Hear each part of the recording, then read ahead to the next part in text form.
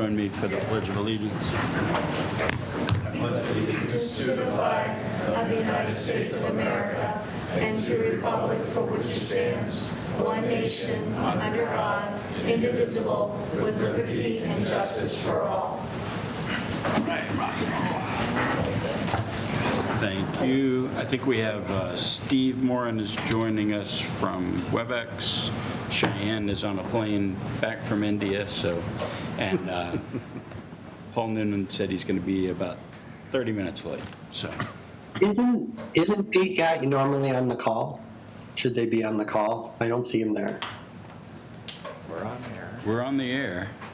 Okay, then we're good. I'm not sure. Yeah, that's, it shows it on the screen over there. Okay, I think we're there. I just see Steve. Do we join through a browser? No, we joined through. There you go.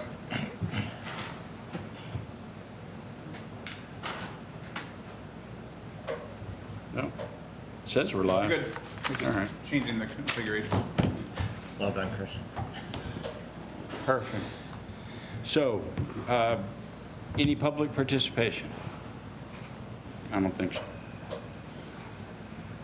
So the only announcement I have is just if you look at the agenda, there was a mistake made by me in some of the numbering, so I'll correct those as we go. I think it's really in the 4- numbers for the warrant articles, so I'll correct those as we go. Otherwise, we'll get started. Schools, if you can make your way up. We are going to take 424 out of order. I asked Captain Hannafin to be here because there's always questions about, are the police on board and what are we thinking about some of these security upgrades? So Dan was generous enough to come. Appreciate it. So if we could jump to 424, which is the security upgrades.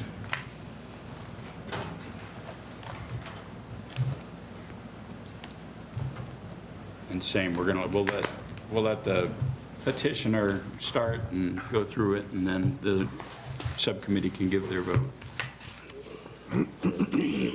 424. Mr. Chair, again, Yes. thank you. Just similar to our operating budget, the subcommittee spent a lot of time on our warrants. I think we spent a couple hours together on Monday night as well, so I want to make sure I thank them. And Bob has put together all the details here, so he's been working really hard on it. So thank you, Bob. Thank you through the chair. So what's in front of us tonight is network equipment E-rate. For the past 10 years, what the town has worked with the school department to do a network refresh for I'm every sorry, 5. hold on one second. No, we want to do security upgrades, The waves. the wave system. My Sorry. apologies. So, Is that 424, or are my numbers still screwed? Okay, okay. Wave security panels. there you go. We have 6 schools. Each one of our schools has a wave security panel. What is wave security panel? So it is a notification system. It's different than a fire alarm system. Fire alarm system, you want everyone to evacuate the building. This notification system, when a blue button is pushed, we call them blue buttons because they're actually blue to distinguish them between a red button, which for fire. That being said, a notification goes over the loudspeaker and announces either a secure in place, a lockdown, etc. There's an instance where we do not want you to exit the building. So a notification will say something to the means of locks, lights out of sight. What I'm asking for in this request is to replace the control unit, which is one box at each school. So there is one box at each school that is the brains behind it. It is a computer. They are 10 years old from the manufacturer themselves. They will not die if we don't replace them, but they are end of life. So what that means is that if they do die, which we don't want to happen, then we will have to buy a new one. Also, they're not eligible for any new security patches or upgrades. So, Okay, and subcommittee? So we have vote 4-0 in favor. Okay. Do we have questions? John? Thank you, Mr. Chair. Hey, Bob, you can probably guess my questions. The back a few weeks ago, we were talking with the MIS upgrade and the whole new phone system that has the panic button on it. And it seemed during that presentation, there was a big discussion about how that button on the phone was going to be so much better than the current system because it didn't go over the loudspeaker, so it was more discreet. There was a specific item in the packet saying how seconds matter and that this was very fast. And so it seemed like that phone system was being sold with the panic button as a big improvement over the current situation. And the fact that it was everywhere instead of just a few buttons in the school. So I'm trying to understand how is it now that we approved that, and presumably town meeting will, why is it that we need this wave system still? And, how is, presumably the timing is going to be similar. Both of them would be approved at town meeting. Presumably they could be installed over the summer either way. So I'm trying to understand if we actually have two systems, the training seems like it gets complex in that, okay, here's when you push this button, here's when you push that button. It sends a very confusing message. I know when I'm panicking, I'm going to have trouble thinking about which button I should be pushing. And I think I would just go for the nearest one, even if that ends up not being the right one. So if you could explain why we need both systems, that would be helpful. I think you explained it perfectly, right? So they are two independent systems, but they have two different functions.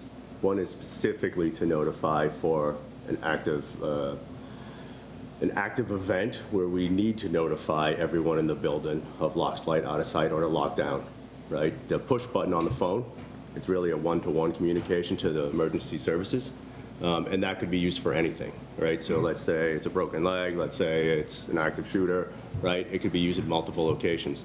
The fact that the phone being in multiple locations gives that flexibility that we don't have right now with the blue buttons. But again, the blue buttons do perform a different function, and they're a mass notification system. To that, Kev. Go ahead. Thank you. If you don't mind, I can kind of explain it from our perspective a little bit. I think the blue button or wave system that's installed in all of the schools, as well as we recently did an installation in the town campus buildings, both here over at 61 Center Street, the Children and Family Services, in the library. We believe from a police department perspective, it's the best system for notification of not only those that are in the buildings, but also the police. Okay, so just a brief explanation. When one of these blue buttons, and I believe that we have upwards of almost 100 buttons now, there's probably 90 some odd buttons spread throughout the schools, and they're in locations very similar strategically to what a fire alarm pull would be, but specific to an active threat. And when we say active threat, we mean something that's very serious, an active shooter, somebody with a knife that's actively harming and hurting people, things of those natures. So the most serious of situations. In those events, there are two variables that are like top of mind, the most important things. One is getting everybody, any potential victim, behind a closed locked door as soon as possible. And then the second one is getting police to interdiction as soon as possible. That wave system does both of those things faster than any other system there is nationwide that we've found. The system's been in existence at the schools for, I believe it's going on 12 years now, about that, right? So the upgrades that are required for the wave system are required. There are hardware and software, and like anything else, they do need to be upgraded. We personally, the police department, but I personally believe it's my responsibility to create, as an operations captain, to create the response to these type of events, and we train for them regularly. This is probably the most important thing that we do, is prepare for something like this. Everything else is kind of those step-down measures that we would use. This system gets us there very, very fast. So the upgrades that are required are, we believe, necessary. If we start to let the system lapse, it will not do the things that it's supposed to do, and God forbid, one of those buttons is pressed and we don't have the response because it's not up to date or something fails. So there is an ongoing process to keeping them running. And I think that's what we're trying to do here, what the schools are trying to do here. The difference with the 911, or I'm sorry, the phone system upgrades to include I probably would recommend that we don't call it a panic button, that we call it a 911 button or an emergency button, and for specific reasons. There are reasons, even within a active threat, an active shooter, an active whatever situation, where a 911 call from a person that we can question and gain intel from would be important. But also, there's things that step down from there. There are medical issues that this button could be used for. There are any number of different emergency situations that the phone system with the upgrade would allow us to respond to. And the ongoing information that would be provided from a live person in these events would be very important. So I think the system, although there is some slight overlap in terms of I guess the fact that they're both security measures or ongoing security measures, they do very different things. And I think that if we have the ability to do both, it is, we shore up some areas that we didn't have before. The phone systems or the 911 systems, the ability to communicate with a person that's live on scene currently is not fantastic with the phone systems that we have in place, is not good.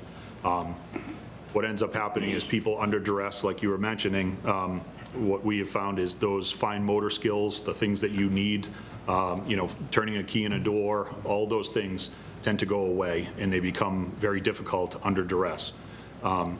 Even dialing 911, people become very difficult. In Massachusetts, you don't dial 8 or 911 anymore, you dial direct. So those phones should do that, but what we find with our phones all through the town, and I think you'd probably get this with most people that would be, that you talk to, is our phone system, like it's impossible to kind of dial numbers. They have gotten to that point where it's very difficult to get through anything, so we don't want those seconds to be lost. But the wave system is, I think, specific to what we're talking about, I think it would be a big mistake for the town to allow this system to lapse or to not keep up with it, because I think it's the best system we have. I can give you a couple of examples if you'd like, but maybe that would be sufficient, what we've talked about so far. So that makes sense, and I think what I'm hearing is that the wave system is really the primary, we have a major issue, hit this button kind of thing. And the value, I neglected to mention, the real value of the wave system is not only does it go out internally over the loudspeakers and announcement systems within the schools, but it also comes direct over our radio system. So every police officer in town, as well as the dispatch center at the police department, receives a radio transmission that was already pre-programmed with the specific building and location of that button that's pressed, which draws immediately the attention of every police officer in town, along with everybody that's in the building, and then our response can be, can work from that. And it cuts out the middleman, per se. Like, there is no need to dial 911 or to explain what's going on the end of the line. It is a response to an active threat. I think that's a good description. I guess I wish when we were talking about the phone system, it wasn't hyped the way it was then, because it's directly contradictory to the things you're touting as features. It was touted that the advantage of the phone system was it doesn't go over the loudspeaker, so it's more discreet. There is an implication that it was going to be faster than the wave system, and there is an implication that this would be the go-to solution when there's a real issue, because then the police could listen in and determine if it's a real threat or what kind of threat before sending in the tanks or whatever. So I think you gave a good description. It makes sense to do that. I think it would be good if we were a little more consistent in our description of the phone system, where I think the intention is that's, as I understand, it's really for more low-level emergencies, and it wasn't meant to be supplanting the wave system particularly at all, which was the original indication I was hearing at least. But thank you, Captain, that was very helpful. Yeah, if I could just add, please. I mean, I was at that meeting and remember speaking to you all, and I don't know that if somebody else did, but I don't recall saying that the phone system would be a replacement for the wave system. I think the phones are due for an upgrade. I think there's an advantage to having that. Specifically, I recall saying that, we don't have these emergency buttons in every single location. But that being said is that bringing these here do also provide a layer, because if you're in a classroom and have to go to a button, that is seconds lost as well too, right? So while it's one layer, people still need access to that emergency system. So they do overlap each other, but I do believe that there's a need to have both of them.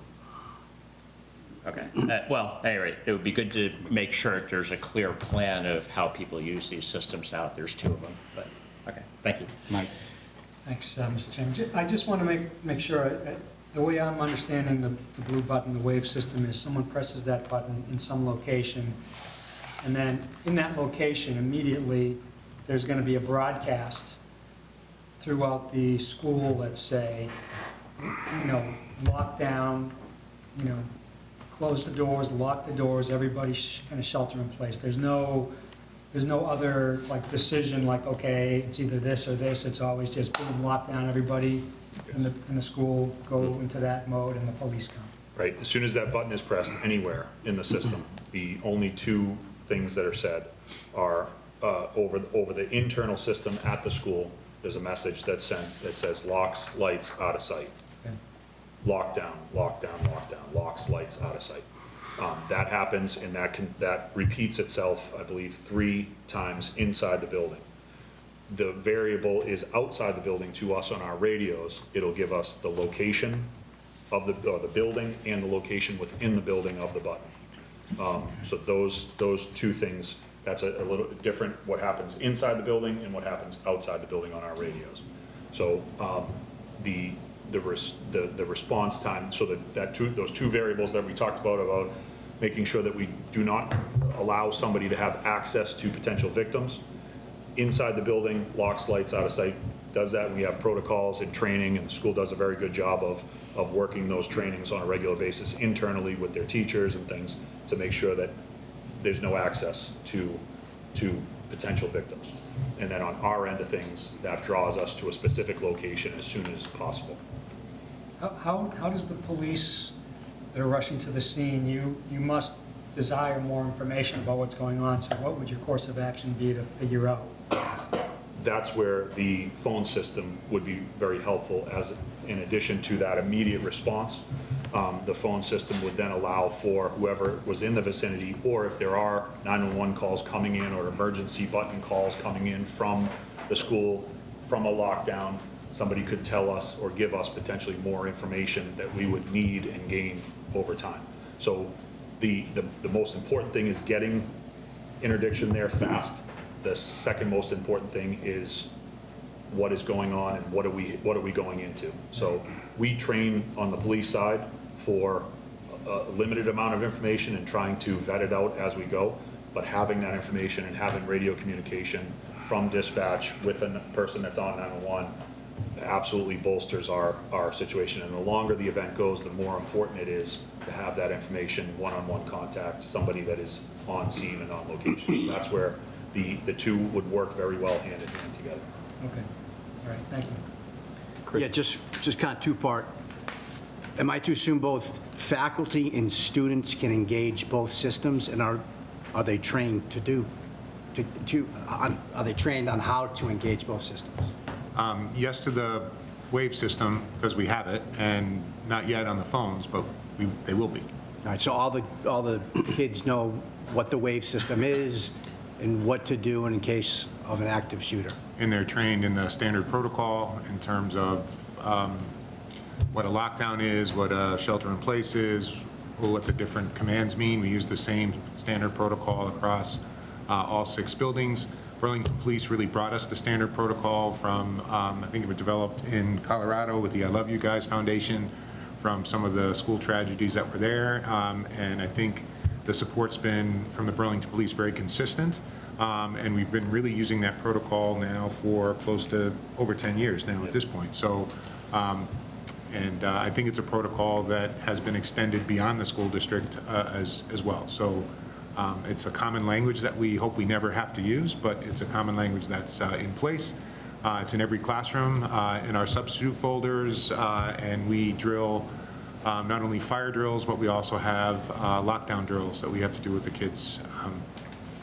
Sadly, but that's what we have to do. Yeah, sure, thank you.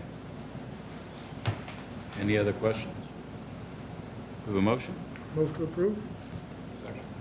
So a motion to approve $54,800 from free cash for security upgrades for the wave system for the schools.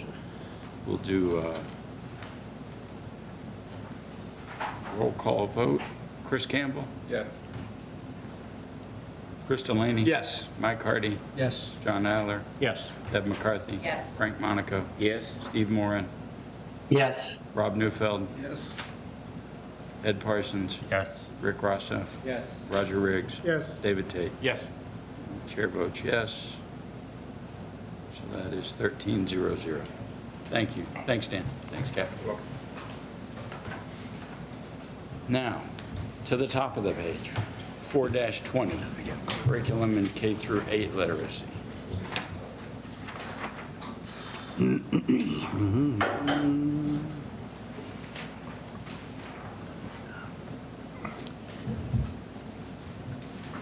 It's the top of the page, the curriculum. Yes. Yes, I got it. Mr. Chair, may I ask maybe a point of privilege? This is Dr. Chen's first time in front of Burlington Ways and Means, and I was hoping maybe you could all introduce yourselves. I know she knows the Education Subcommittee, but she has background in Massachusetts and Virginia, but the governance in Massachusetts is different, and so we've explained this is the town's essentially finance committee that we call it Burlington Ways and Means, and they really oversee all of the spending that the town does. So if that would be okay? That'd be This is great. Lisa Chen, and she's been in Burlington now. This is her second year, and we're very fortunate to have her overseeing all the learning in the district. Excellent. I'm David Fate. I've been for a while. Oh, thank you. Hi, I'm Deb McCarthy. Chris Campbell? Hi, Chris. Mike Hardy. Hi, Mike. Good evening, Christian Delaney. Good evening. John Eiler, we met a while ago during Fox Hill debates. Yes. Doug Davison. Ed Parsons. Yes. Rob Neufeld. Roger Riggs. Hi, Rick Rosso. Frank Monaco. Name probably sounds familiar. Yes. Yes. A lot of worries. The good. And Steve Moran, I was chair of the Education Subcommittee last year, so we've met quite a few times. I'm sorry, I didn't realize this was your first. Welcome. Thank Oh, you. thank you. So you're starting at the top of our warrant list. The warrants were put in some sort of priority, and this was at the top of the list because it is a new curriculum effort for us that is significant to introduce a comprehensive literacy program in grades K through 5. These are for the one-time curriculum and some professional development costs that are needed to introduce that across all 4 schools.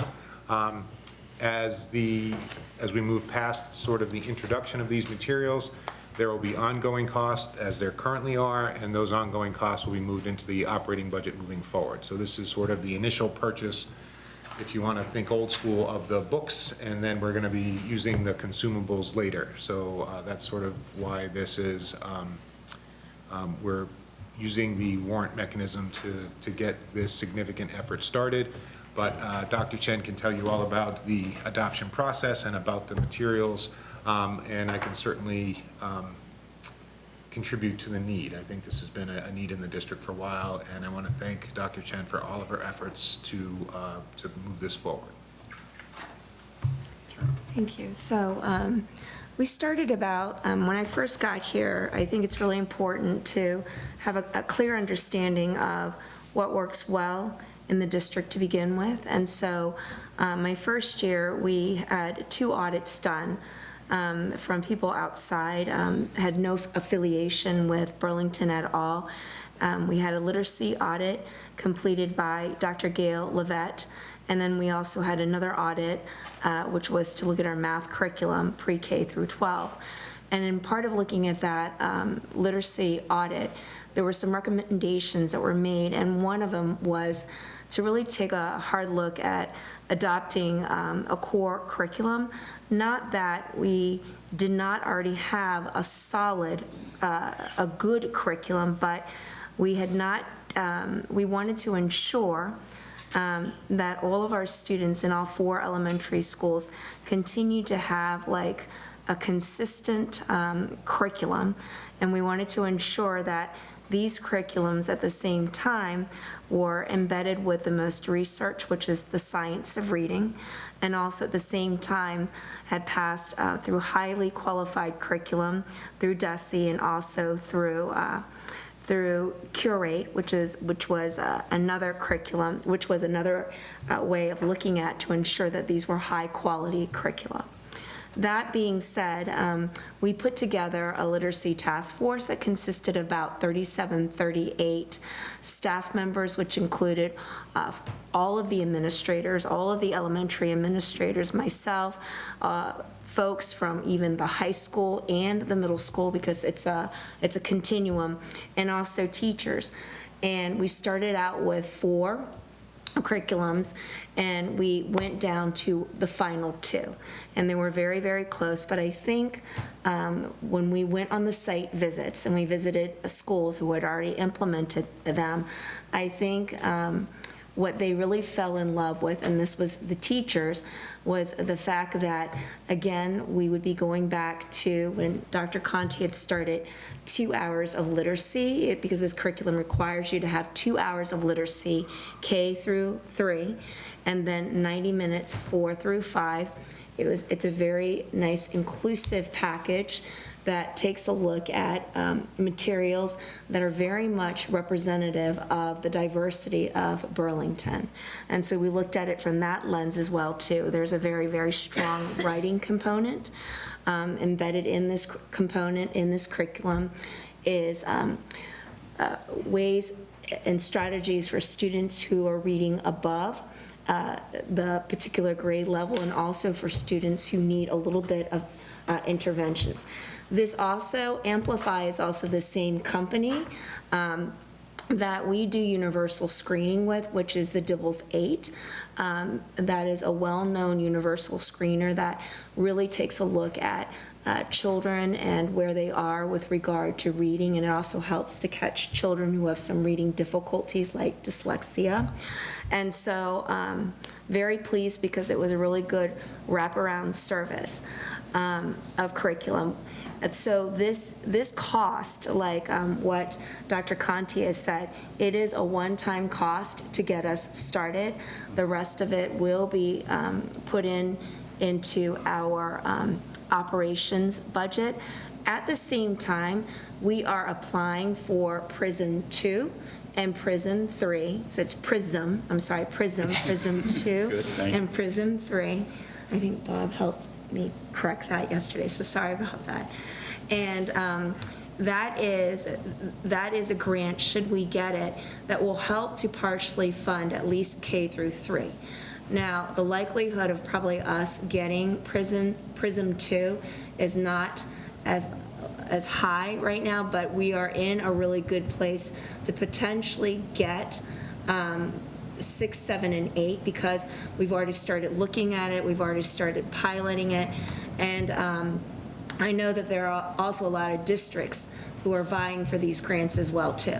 And so should we get PRISM 2, then the money that will not be spent will be returned back to the town. But really, it is, and aligned with this cost is the professional development that is needed.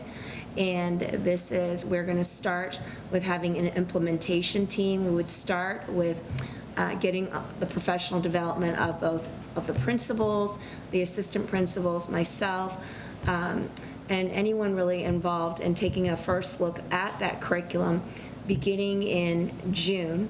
And we would also have these group of teachers, and they would include special education teachers and our English language learner teachers, really start pushing towards taking a look at the pacing guide and everything like that. So there's a lot involved when it comes to looking at this type of curriculum. I know that we haven't had a curriculum of this sort, I would think in about 10 years, an overhaul like this. And I anticipate that this curriculum will last us for many, many years. So this is not something that we're going to come up and continuously ask for, but it is a one-time thing. It is much needed. I think what's very exciting about this is that it is the teachers who asked for the implementation to be done, all 6 grades, and I say 6 grades because kindergarten is also included. This is coming from the teachers. They do not want a slow rollout. We've also, through really thank to the school committee and to Dr. Conti, we have a 1-year pilot of really having 8 early release days in which that time is going to be put into training. Also, the implementation team is going to be training the other teachers, so it's almost like a professional learning community, so that the teachers will always be ahead of the game, because in every single district that we visited, we know that a curriculum adoption of this magnitude, even though that you plan the best, is going to have some bumps. And so we really want to really plan and take a look at what potentially are some of the bumps, so we can try very much not to have some bumps as we're going through this process. But this is something that is not a Dr. Chen a thing, or Dr. Nichols. We actually took a lot of time in choosing this curriculum. We had an event at night. We went to CPAC, shared with them this curriculum. We went to LPAC, demonstrated this curriculum for them. So there were many, and also did a teacher survey at the same time too, and did focus groups. And so we are excited about the opportunity, and I think our teachers as well too, in offering, I believe, a very robust curriculum that in the end is going to have really great yields for our students. And then, Mr. Chair, the only sort of thing I'll add to that, you don't all need to be reading experts, but if you had to say what's the primary mission of an elementary school, sort of number one thing, if you had to throw everything out, I would say it's to teach reading, to teach literacy. So this is a critical thing for us. And if you think of it like how many times we have to resurface a synthetic field or a turf field, every 10 years we come to you for $1 million. We're asking for far less for something that I think is foundational for kids. And so at some point we have to replace our materials, and this is one of those times. So thank you for your consideration. Sure. Subcommittee? So we had a pretty lengthy discussion about this warrant article. Ultimately, we voted 3 in favor, 1 against. Okay. Any questions? John? Thank you, Mr. Chair. One just clarification, the article is titled K to 8, but this actually K through 5, it sounds like? Yes, Correct? Okay. this is K through 5. Okay, great. The big reading fan, love the idea. The main concern I have is that there's not a lot of detail here. In particular, there's one line item that's $430K. So I'm a little uncomfortable voting for something of that size with no backup on it. So a little bit of breakdown of, how that is going to be spent would be pretty helpful in just making sure we understand what's going on there. We can certainly provide that for town meeting. If you want to see the cost of the workbooks at each grade, we can break that out for you. Yeah, I think that'd be very helpful, at least for now. Can you give a breakdown as to what's the materials versus professional development aspect of it? So, yeah, Believe it or not, curriculum nowadays costs this much. You wouldn't think that it does, but it does. It ranges all the way. I would say this was one of the more reasonable ones, because one of the other ones that we were looking at that was a contender, that was one of our finalists, was about $1 million. And I think this is why the state put out the PRISM grants. But a lot of these materials are online resources. They are also teacher workbooks, student workbooks, and also the novel sets that go with them. And then the professional development piece, of course, is just what is more so is you're paying more for the consultant to come in, to go over this with you, to map it out with you, and to take you step by step through the modules. So what is the split, just roughly, in terms of dollars between the materials versus professional development? I don't have that off the top of my head, but I can tell you that the majority of the amount, and I don't want to misquote, I would say that probably roughly around, 400, 300, something around that is more about the materials, and the rest is professional development.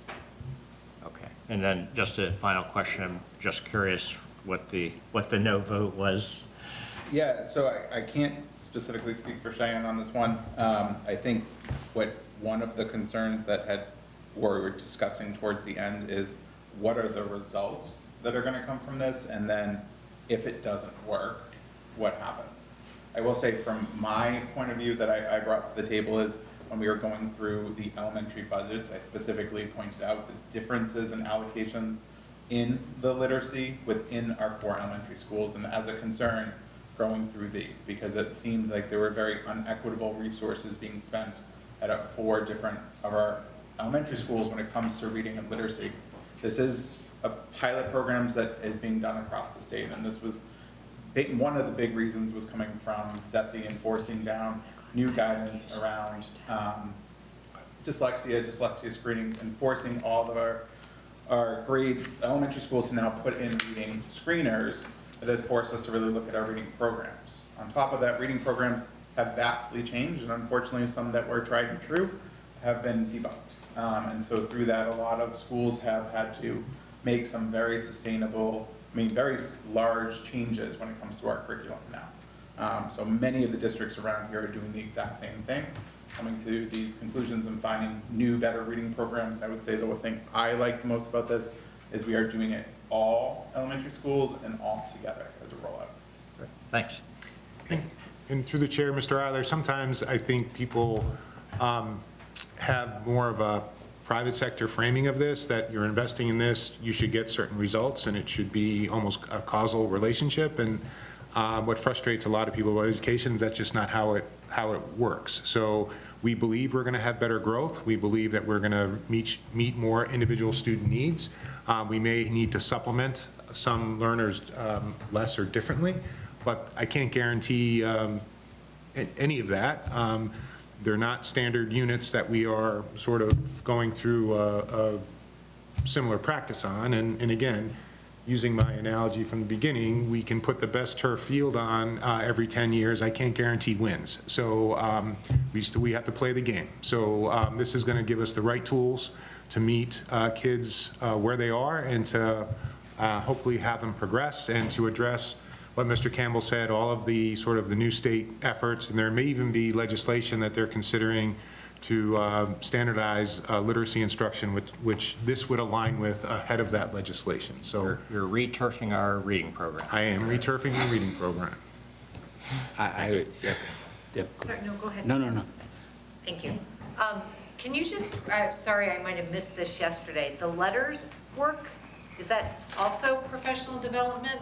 Yeah, so what it is, and I apologize, because what the blue things are, that if this were online for you, for instance, and you were to click that, it would give you the breakdown of, like, it's the contract behind it. It would give you the breakdown of all what constitutes as $430,566.40. I just don't have that in front of me, so I apologize for that, sir, but can have it for you next time.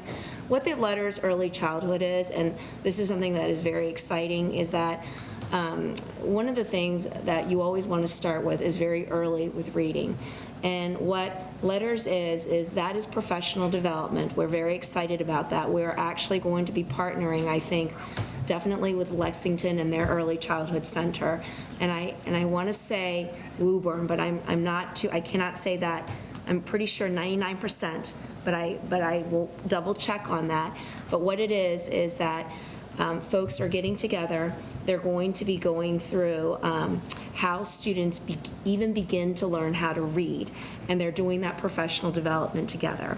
And letters is, it is one of those, like I would say, gold standards when it comes to the professional development you get. It takes a lot of the work of, I think, of Orton Gillingham. That is often a term that people, like, you know, the bells and the whistles, right? But Letters has adopted their approach, and what I really like about their approach is that you study a couple of chapters, and then you have to go into the classroom, practice them, and then you come back and then you do a couple more chapters. And what I really like about this is Deb is also going to be working also for sure with the Lexington early childhood folks, and then also I believe I want to say Woburn, and they're all coming together as a cohort, and we're going to be learning about how best to continue professional development and what we're doing in reading strategies for our early childhood kids. And those happen to be our 3 and our 4 years old. And that's a wonderful transition because as you're going up, right, you're getting new curriculum for our kids and Amplify CKLA, K through 5, and you're getting even stronger readers coming from preschool. So there's specific PD built into the 430, and then there's additional No, for letters training on top of that. Yes. Broader literacy Yes, training. because really the goal is to make a very, to really, I would say, beef up our Tier 1 instruction so that all students, and really the goal, when someone says, you know, what is the goal? The goal always is that you want to try and, if students do have to qualify for special education, you want to make sure that they truly qualify for special education, right? But the thing is, if you're always focused on Tier 2 and Tier 3 instruction and never on the highest quality instruction of Tier 1, you're always going to be stuck on addressing the Tier 2 and Tier 3. And what I mean by Tier 2 and Tier 3, those are the interventions in order to get you back to the Tier 1. Every single child should have access to high-quality Tier 1 instruction and really want to start it at pre-K. I don't even want to wait in kindergarten. So they don't have an Amplify CKLA for preschoolers yet, so the best thing we're going to do is continue the professional development. And I'm a very firm believer of this, that teachers need effective professional development that's ongoing, that's research-based, in order to become the best they can be. It is like when my mom got very sick with cancer, we did not go to our family doctor, even though we love our family doctor. We went to the best specialist in Virginia that we could find that had the most outstanding research because we knew that he could solve something that probably our family doctor could not more so specialize in. So it really is to continue the professional development and the growing of our teachers so that we're not just relying on the curriculum. That's a piece of it. It's always curriculum, instruction, and assessment. And it always has to follow in that way. If one of it is weak, then the other parts are going to be weak. Every child deserves high-quality Tier 1 instruction. That's the curriculum piece. Then they have to have the strategies to know how to teach it. That's through professional development. And then your assessments have got to be aligned to those standards, or else you are assessing things that don't really matter. So it's got to be like an alignment. And that's really where this is coming from. Mike? Yes, sir. Chair.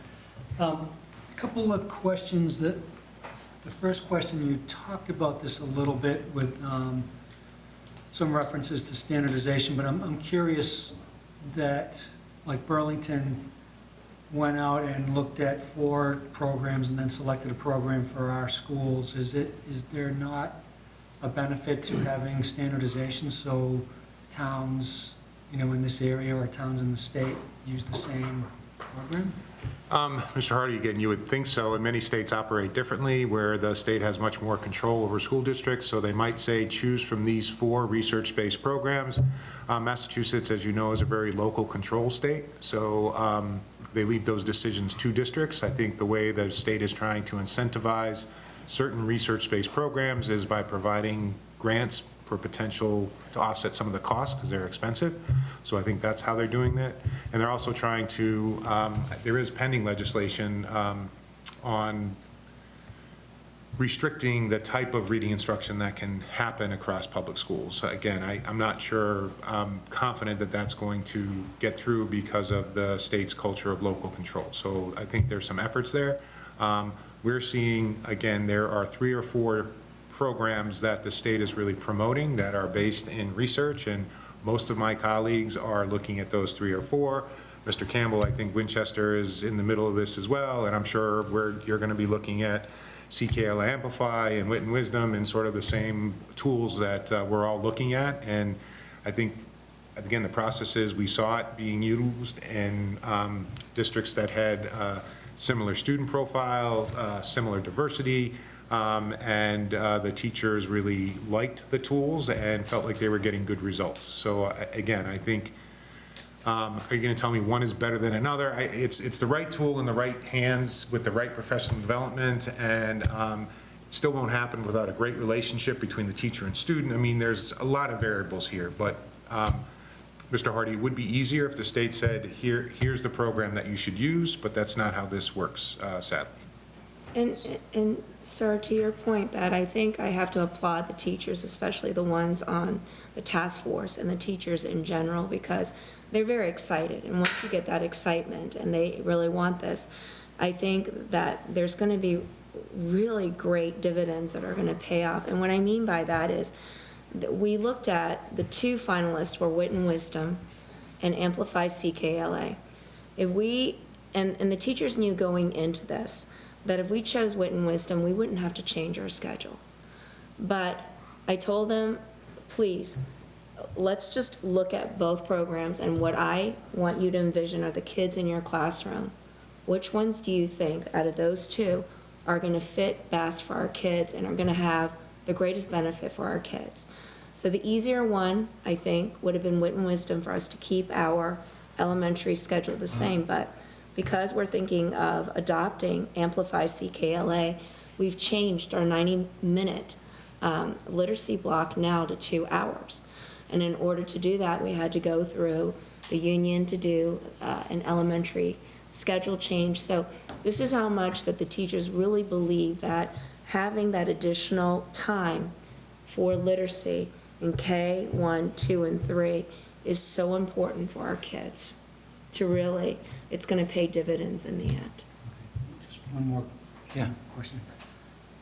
So in a similar vein, I'm getting the impression that different towns are maybe at different points in the journey of realizing they need to upgrade their curriculum, maybe exploring their curriculum, or have already implemented it. Having said that, is this particular curriculum used in this area to It an is. extent? Yeah. Bedford uses it, and I don't know who Lexington is choosing in the end, but they were on a site visit with us.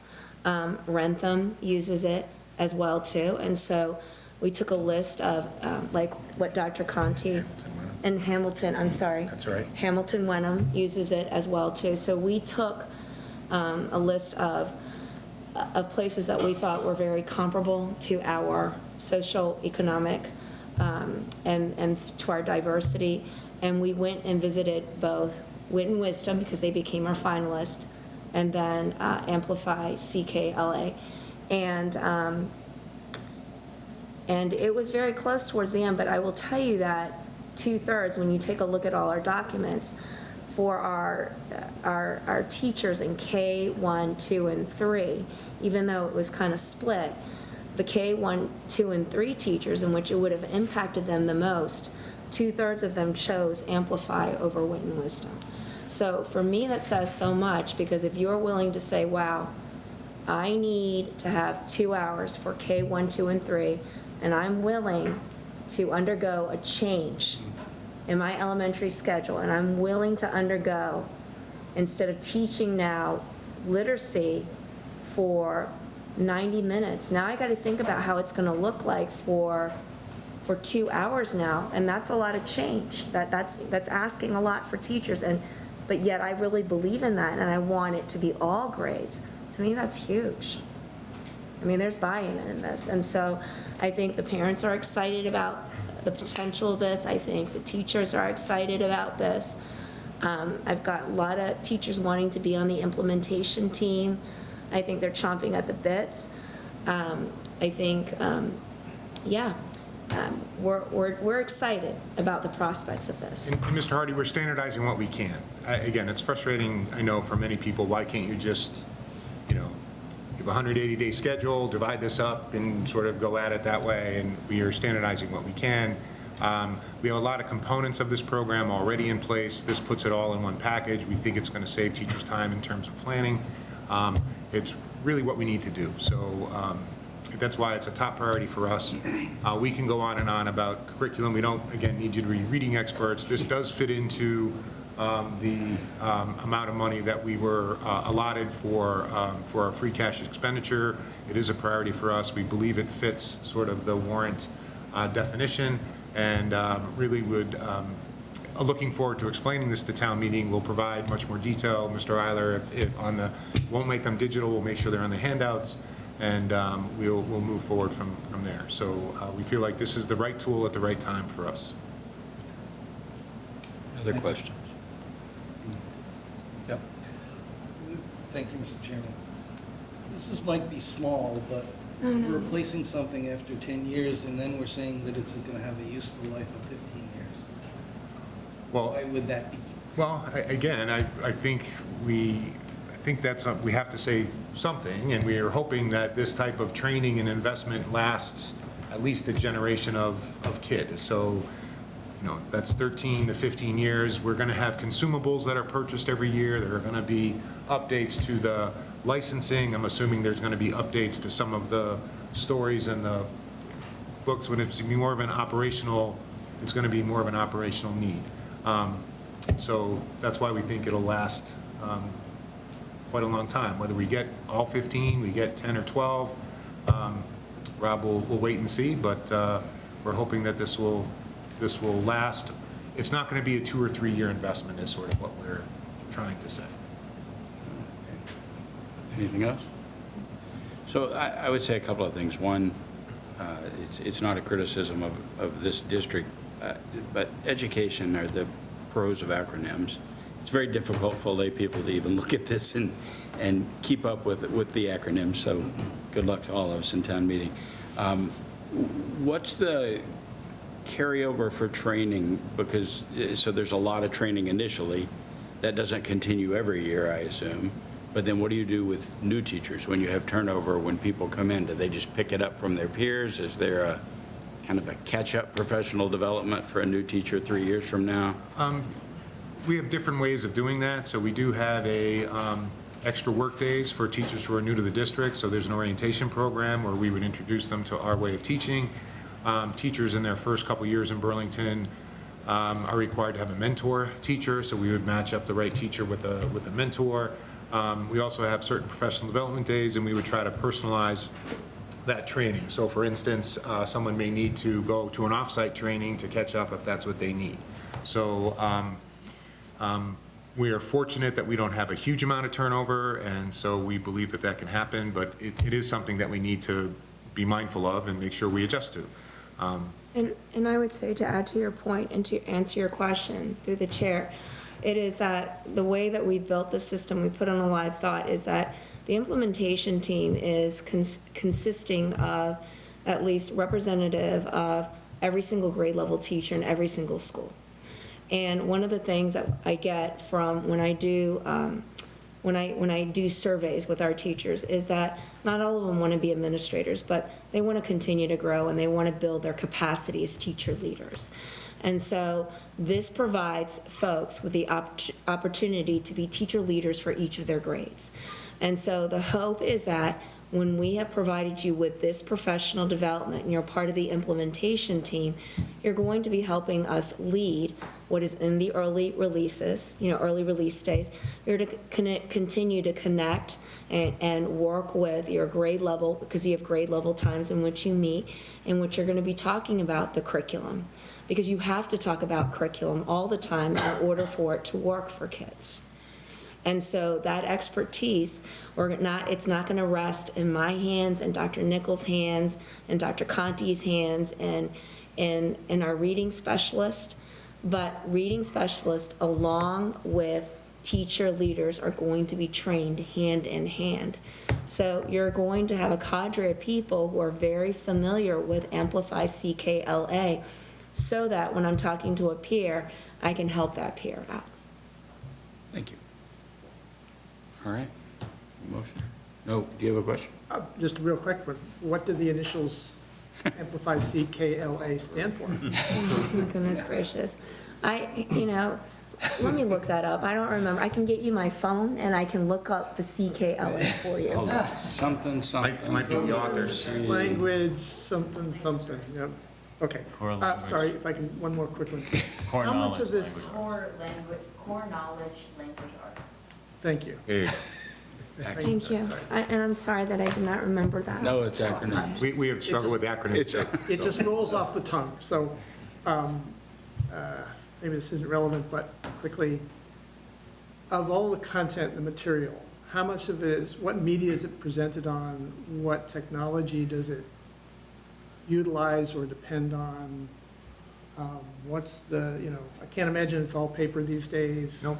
Maybe none of it, maybe there's no paper except. No, there's always paper. There's always paper, so there's always books.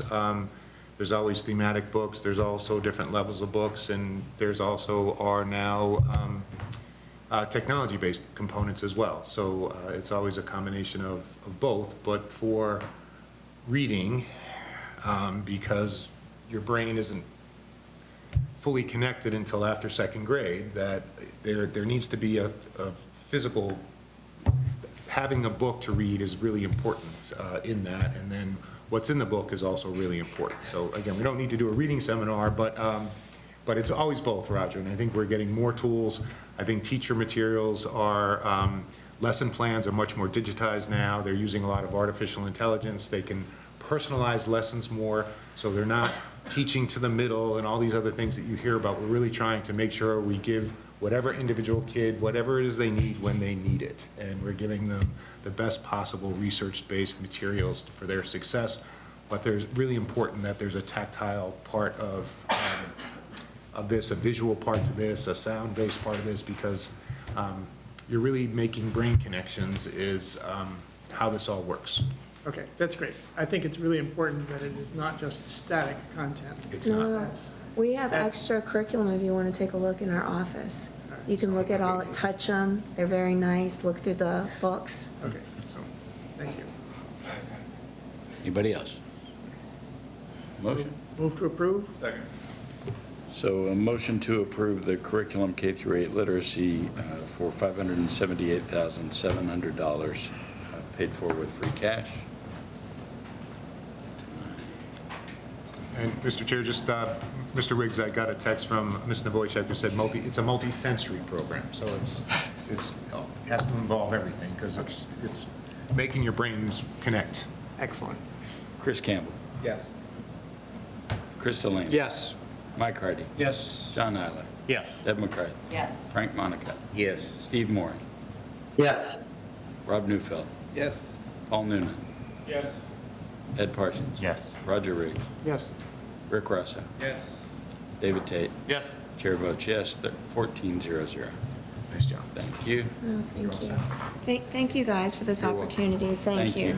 Thanks for taking your evening. Thank you. So now we'll move to 4-21, the Green Communities. Want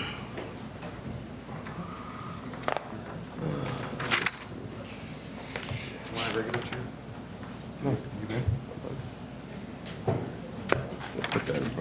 And where there's 21.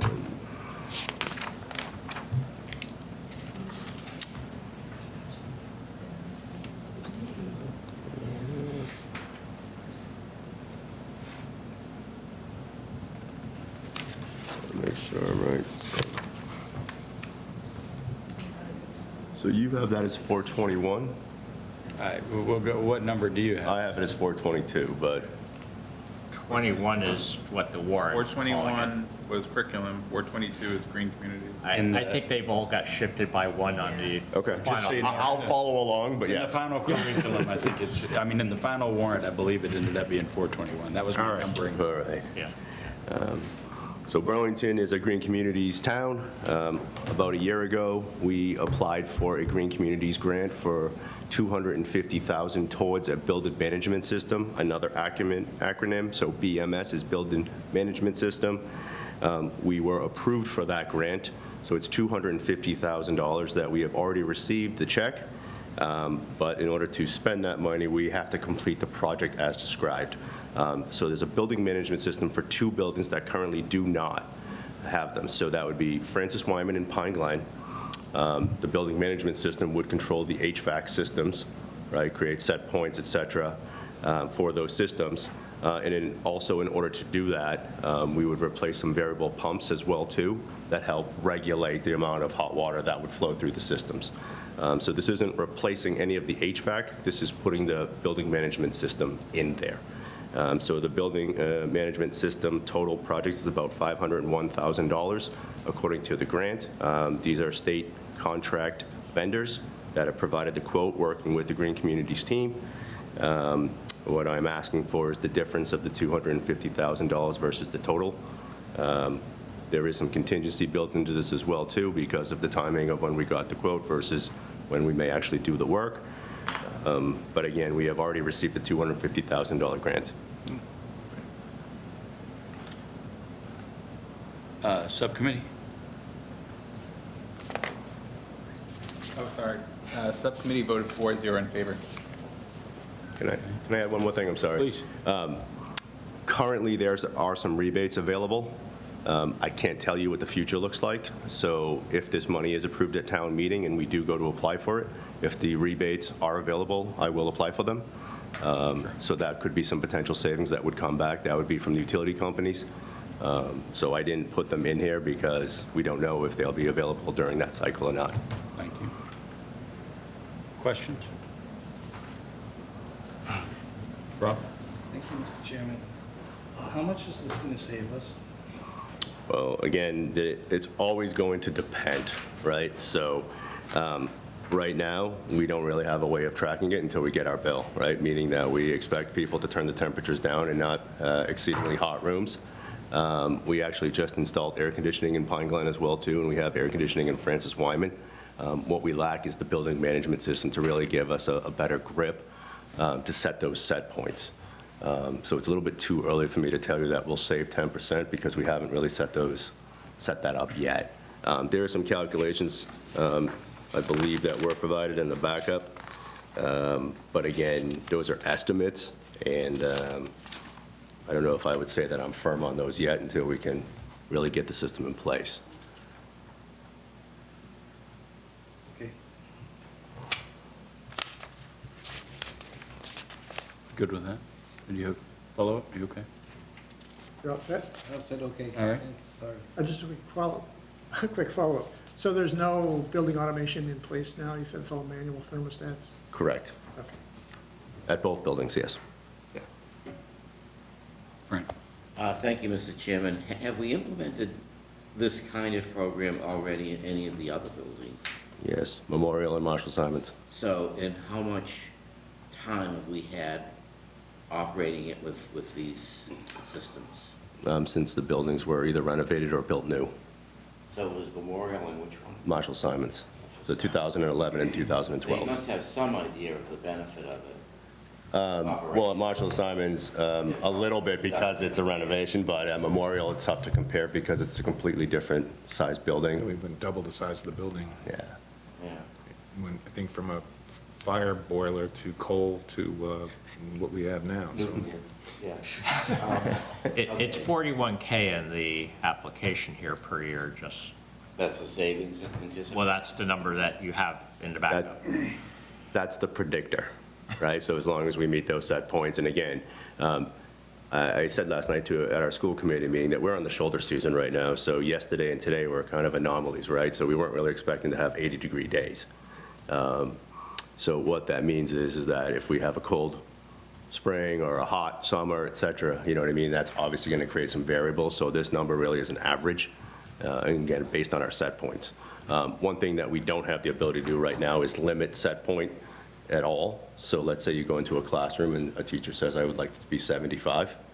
They can crank it up to 75 degrees. With the building management system, you can set a set point, and plus you can set a variable, plus or minus 2 degrees, 3 degrees, et cetera. So even if they turn it up to 75, the system won't allow that. So that's the variable pumps in there that basically allow the system to kind of dial down. Like I said, we just don't have that variability now. So it's clearly an upgrade from what we have in those buildings. Have you turned the AC on yet? We have not turned the AC on because we're in the shoulder season. Because it's going to be 40 degrees tonight, so. Open the window. Does the system offer like monitoring in terms of if there's anything that's looking out of whack, that it informs somebody? It does. Yep, so it's. Obviously.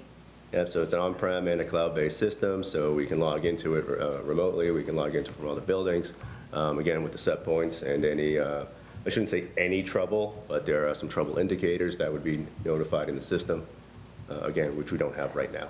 Can you get text messages as well? I think we can get emails, I'm not sure if we can get text, but I can verify that. Anyone else? Move to approve? Second? Motion to approve $276,900 from free cash for the Green Communities warrant article. Chris Campbell. Yes. Chris Delane. Yes. Mike Hardy. Yes. John Ivan. Yes. Deb McCarthy. Yes. Frank Monaco. Yes. Steve Moran. Yes. Rob Neufeld. Yes. Paul Noonan. Yes. Ed Parsons. Yes. Rick Rasso. Yes. Roger Riggs. Yes. David Tate. Yes. Chair votes yes, 14-0-0. All right, 422-ish. First, let me add, I don't know what you have printed in front of you, but this article has been reduced. Originally, the request at the school committee was for 2 vestibules, and it had a total of $671,000. It's been reduced to 1 vestibule at Francis Wyman only for $335,500. That's in the final budget. That's in the final? Okay, I just want to make sure. Okay. All right, that makes sense. So the free cash summary we've got has the 6, It's not in the hard copy. It's the full amount in hard Yeah, the one that went out electronically has the copy. It does, 335 right, number. Not this one. Okay. So we'll have to read that. Final warrant that's listed has 335. Yeah. Not the backup, though. Right, depending on when it was sent out to you all, yeah. so point of information, Mr. Chairman, so the 10 million rollover that we have projected for free cash, that would now be increased by 300, this, about $300,000. right, Right? right. Good point. Which is good. Yeah, it is. Always good. Thank Yes- you. Yes and no, I mean, you We just, got plenty, you Roger, decided, don't you worry. decided to spend the It'll all money. be- It'll all be spent before you get paid. All All right, right. Don't tell anyone. So since we're talking about our 2 older schools, that would be Francis Wyman and Pine Glen. I know, again, we're not doing Pine Glen in this request, but they both have similar front entrances. So our other schools in the new Fox Hill that's being built have a dual vestibule. And the reason we're asking for dual vestibules at this school is because right now, when somebody is buzzed into the building, they have full access to the building.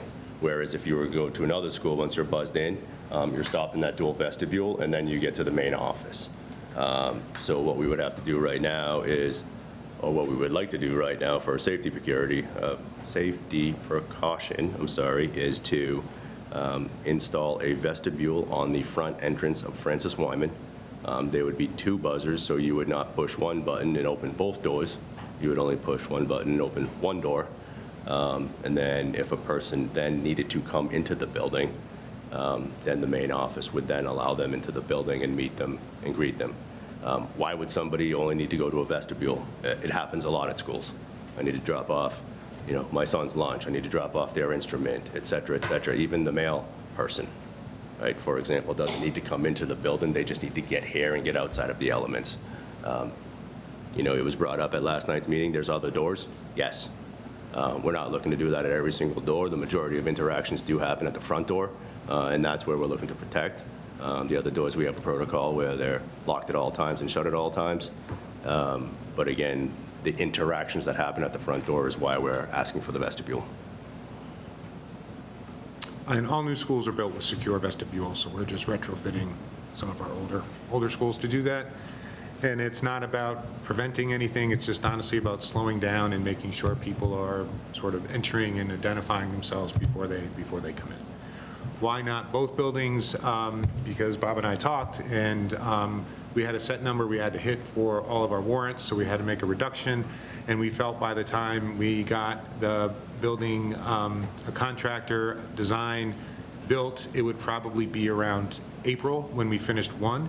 And so we figured that, not to spoil next year's warrant, but you'll probably see a secure vestibule for Pine Glen on next year's warrant. And if we got it in May, we wouldn't lose, it would take us until then to get both done anyway. So we're just spreading this out over 2 fiscal years as opposed to doing it all at once. And the way the costs are changing, it would probably be more accurate for us to do it that way anyway. So you will see both.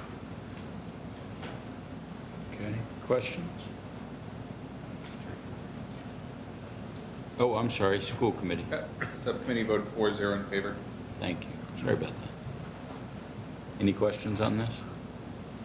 Motion to approve? Second? Motion to approve $335,500 from free cash for a secure vestibule on Francis Wyman, right? Chris Campbell? Yes. Chris Delaney? Yes. Mike Hardy? Yes. John Eiler? Yes. Deb McCarthy? Yes. Frank Monaco? Yes. Steve Moran? Yes. Rob Neufeld? Yes. Paul Noonan? Yes. Ed Parsons? Yes. Rick Grasso? Yes. Roger Riggs? Yes. David Tate? Yes. Chair votes yes, 1400. 4-23, network equipment. Did you change it on this? What is it? No, this is the school's piece of it, not the town piece of it. Thank you. So I'd already started this presentation by mistake. I think most of you all have seen the town's request, 5-year replacement plan for network refresh. The town's portion does include the phones. The school's portion does not include phones. It only includes network equipment, switches, and access points. The reason it's pulled out is twofold. One, because there was an allowance available in the school's allotment for warrant article request. But two is that the schools are eligible for a federal grant through E-rate, which the town is not. While we still could bill it under the town side, again, because of the allotment, it looked cleaner to pull out the school's portion, make a total request in conjunction with the full request for the town's 5-year refresh plan, do the complete install at the same exact time with the same vendors and the same equipment, but then submit that invoice for E-rate refreshment. There's $580,000 approximately available for E-rate eligibility, but that is 50% of that. So the request is higher than the eligibility, but $580,000 is eligible, and if it is approved, it's eligible at a 50% rate. So approximately 580 divided by 2, so. Yeah. Yeah. All right. And that would come off the 637? Correct. If we get that money approved through the E-rate, that money will come back to us and then come back. So the obvious, I'm jumping the gun, but when would we know that we're approved? Normally, Mr. Monaco, I would say it would be much more predictable. We're not sure if the agency or the E-rate program is going to continue. So we're projecting that it's going to. It's been in place for So we're 15 funding it. years. If it doesn't happen, it doesn't happen. Correct. Is it federal? or It is a state? federal grant. Which is why we are waiting. Good luck. Yeah, yeah, don't hold your breath. Questions? I'm not sure I have a question. It just seems like this is, if it wasn't here, it would be in the town side allotment, so we need to do it, same rationale. Yes. Getting a rebate would be great. Obviously, we have to authorize the complete total amount to do the job, so seems like the thing to do. Did we get a subcommittee on this? Okay. 4-0. Anybody else? Any other questions? Frank? Yeah, I think I've just lost my mind a little bit. On the town side, wasn't that spaced over a number of years? No, that was an annual, what we approved was the annual that's. That amount was be the annual amount. For the And number of years. This amount is a one-time amount? Correct. So the town does a 5-year refresh, but has a capital line item for a divided number every year over that 5 years. Right. This is a one-time request, so then that way we can use the allotment within our warrant article. For something else? Correct. I see. Okay. I think the town side's more like a lease payment than a purchase payment. Yeah, so why would this be any different? So, forget about the grant. Why would this be any different? Because if we put a lower dollar amount in, then the E-rate would be, we wouldn't be eligible. Right. This is a one-time purchase for a one-time grant. We're trying to maximize the federal rebate that we I get. know you are, but you might not get it, so I guess this is, You feel lucky? If not, I'm assuming the town could finance the total amount however you all wanted to it's finance free it. cash, it's all gonna get dinged. Yeah, Go ahead. just to follow up on Frank's, I assume the actual spending of this would be spread out over 5 years? Is that true, or? No, this would be a one-time purchase to purchase the equipment listed in the backup. Oh, you would actually spend all It would this- be installed at the same exact time as the rest of the town's network refresh, and then we would submit the federal grant, hopefully get reimbursed. Okay, but at least on the town side of it, there is, ongoing costs in the following years. Because the town, yeah. Is it, Just because of the dollar value, the town takes that over 5 years and spreads it out. so in terms of paying the vendor, though, this wouldn't be spread out over 5 years, even though there are elements that are like licenses or whatever that are occurring over those same 5 years that the town side equipment is, or? We are not doing that. I think All right. simply put, you lose the benefit of lease purchase by going this route. Sure, all right, it's rolling the dice on the grant, which is a worthwhile thing to do. Right. Yes. I don't see any way, I don't see a better way to do it. Yeah, no, it makes sense. I'm not very confident. Yes, sadly. Right. Same price, same equipment, same total, just this one has the potential eligibility for. It's 290K of potential grant. Correct. Yes.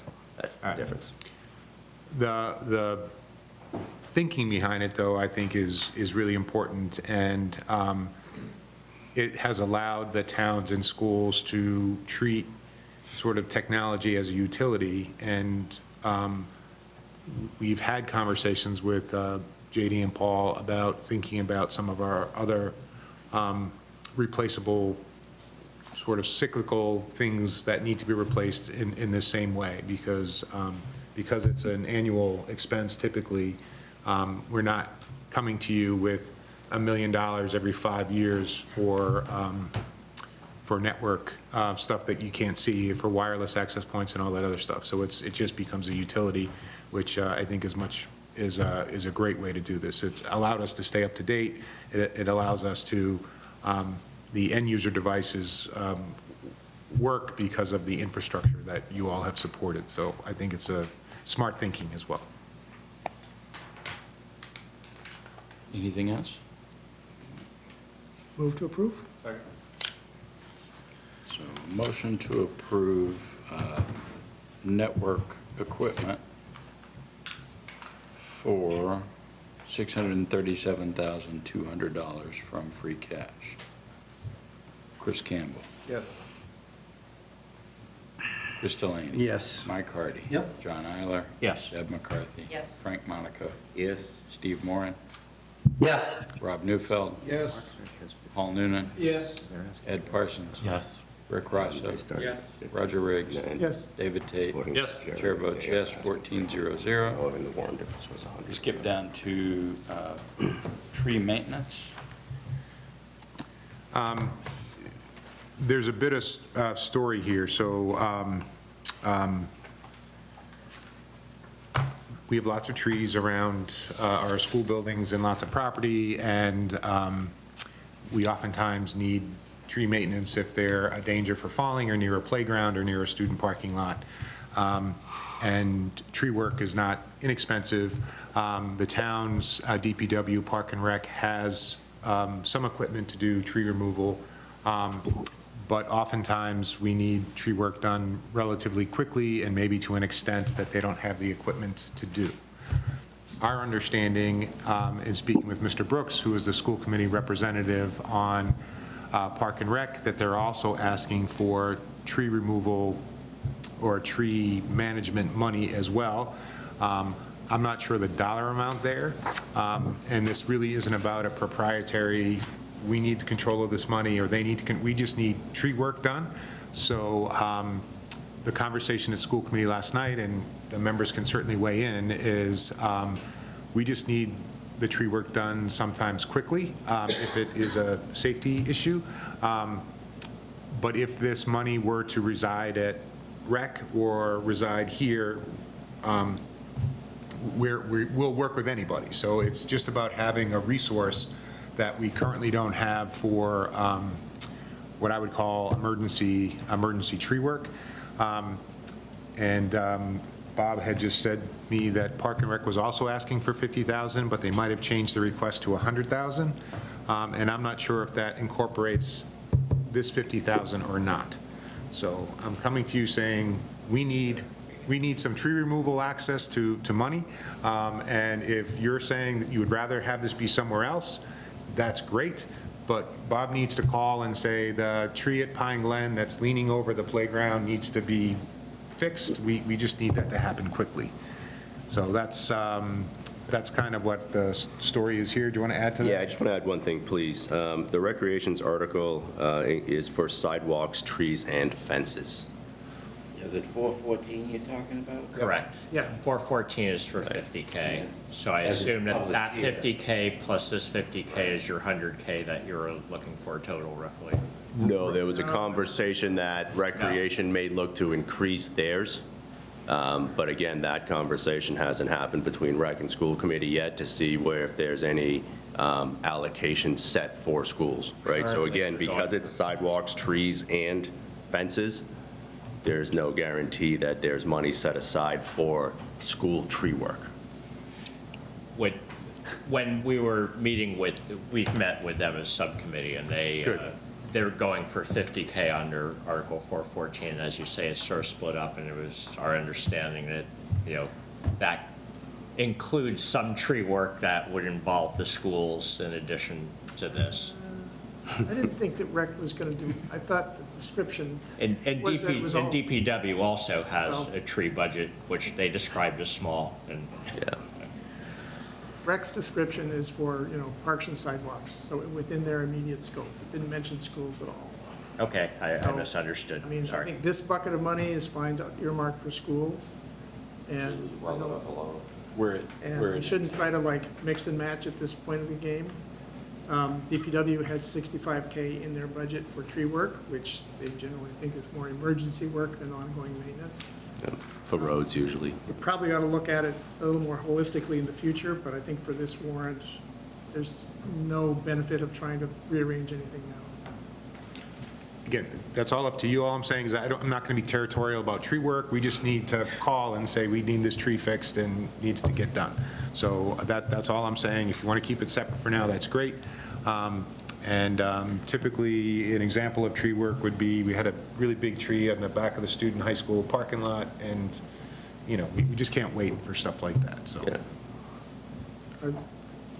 a question. So in the backup, there were a number of, it looked like invoices or Estimates. estimates. They're estimates for work for particular problems you have, right? Correct. So there's 22,000 recent work that has been billed already that comes out of the school operating budget. There's 35,000 in estimates that we're watching right now that we've deemed necessary to watch, right? So those are ones that we are predicting are going to be trouble at some point relatively soon. But again, you're really looking to secure the funding for that to not really impact my operating budget. So if this doesn't pass, you would have to, when those trees fall down, you would have to find the money in your operating. That's what currently happens, yes.